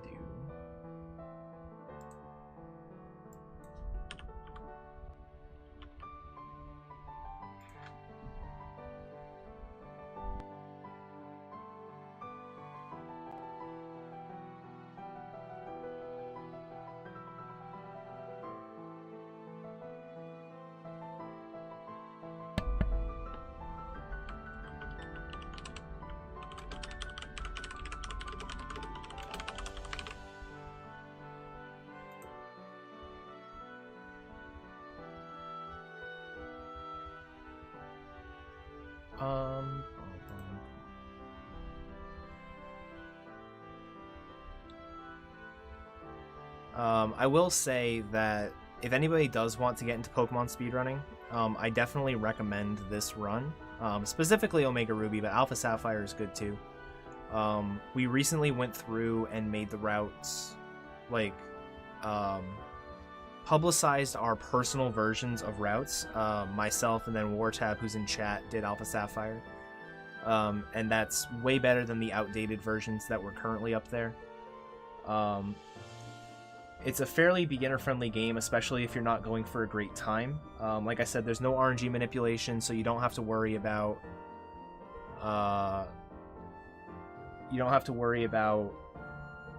learning all of these really advanced strats just to do the run, or just to see if you want to do the run. You can easily jump right in and just play, you know? Really easy to learn. The run is a little unforgiving if you're going for a good time. Like, there's a lot of fights early game that you're gonna die on. But if you're just trying to, like, do a speed run, get into Pokemon speedrunning, and you're willing to save before some of the hard fights, it's a really good run, I think.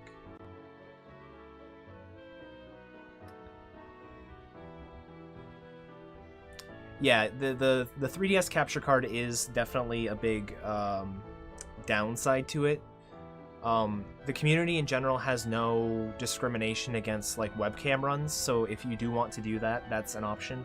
The current world record in the Japanese category for this game uses webcam, does not have a direct 3DS capture, so it's definitely an option if you want to do it.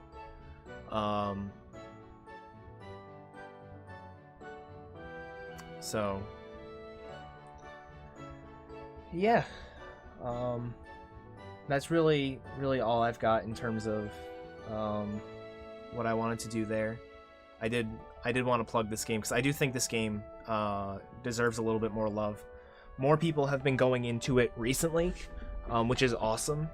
You have runners like Wartab, Simply Cosmo was doing some runs, Lexicona, who was in chat earlier, has done a few runs, Pulse Effects does runs. There's a lot of us now that are doing runs on occasion. And it's way more active than it was when I picked up the game. When I picked up the game, I think I was the only one who was actively running it, and it was a lot harder for me to learn. So now is as good a time as any to jump in and learn it.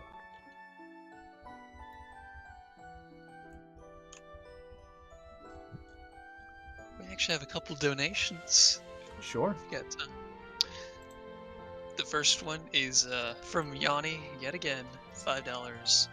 What do you not get about Yoshi time? And does that bring it up enough? Oh, it's 1 cent above Toad. Super close. And then our next donation is $15 from none other than the runner of the day, Eddaket. Hey, that's me. Yeah, I know, right? Someone's got to donate for it, right? And that was for, hold on, challenges. Oh, yep, that's for Hello Kitty. Yep, someone's got to donate for it. We're almost halfway there. Remember, guys, it's all going for the AFSP, American Foundation for Suicide Prevention. It is a lovely cause. So just, and everything goes to them. All proceeds go to them. We're super non-profit. Everything is volunteered, including all the runs. So don't forget to support the runners, i.e. Eddaket here, and the chaired. Thank you. Absolutely. Actually, I'm gonna, not that anyone cares what I think, I'm gonna go through and point out some runs that I'm looking forward to while we have time. Yeah, Pokepark Wii, the next game up, you guys have to stay and watch that. That's a really cool run. Mega Man's always good. Going into tomorrow, you've got like a little mini GTA block. GTA is great. Mario Kart's always fun. You got some of these other games I haven't heard of, but I would definitely be looking forward to. There's a Rugrats game tomorrow morning. That sounds fun. Hello Kitty, of course. I should also add, we have Burnout ran by yours truly, as well as there's going to be an LM race between Glitch PhD and HD Lax, two of the best runners in the game currently, so those are two I would suggest. Oh yeah, I didn't even see Burnout there. Yep.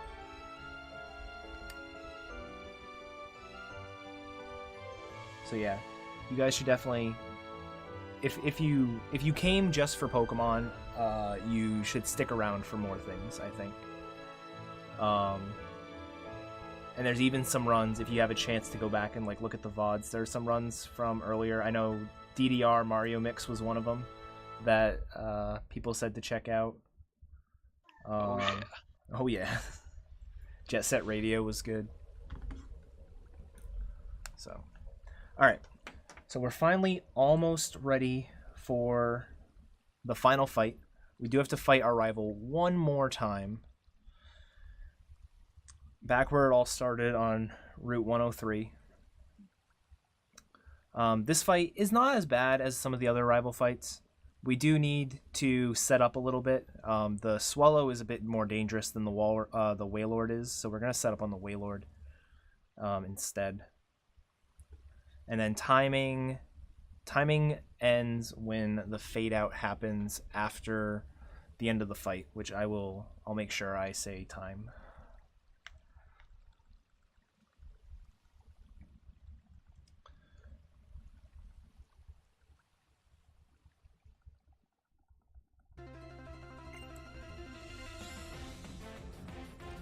Alright, so this time Brendan has a very similar team as last time, except he's added a Raichu. And his Sceptile will Mega Evolve. So. Alright, so smack down the bird.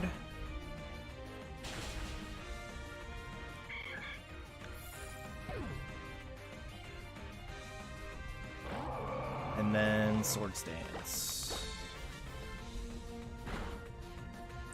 He's gonna hit us a few times with Bulldoze, it's fine. We have to get to like plus 14 attack. So.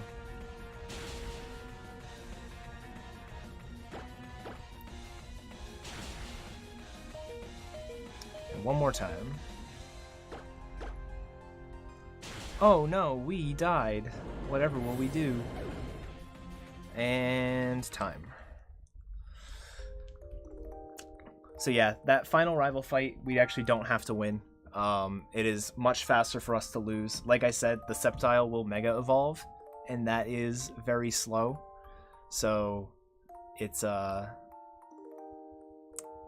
worth us going for. So overall, that should be a 318, somewhere in that range, which isn't too bad for a marathon run. So I'm happy with that. So I already gave my like end of the run spiel, where I go over people should run this game, people should check out Pokemon runs in general. So yeah, I'm not gonna hold this up any longer. I just wanted to get that out there. Nice job, dude. I'm sure you worked with the RNG as best as you could. Oh, absolutely. Thank you guys very much for having me. It was a lot of fun. I was able to do another Pokemon run last time, and this one, I like this run better. So this one was a lot of fun. Thank you guys very much for having me. And guarantee you could do it next time if you wanted. Oh, well, thank you. People donate for different things. Their goal is $400. They're almost halfway there, so you guys should definitely help them out. Certainly. All right. Thanks for being on. Glad Absolutely. you chose us. You also brought in a lot of money for the foundation, so that's good, man. Anyways. Congrats. Thank you.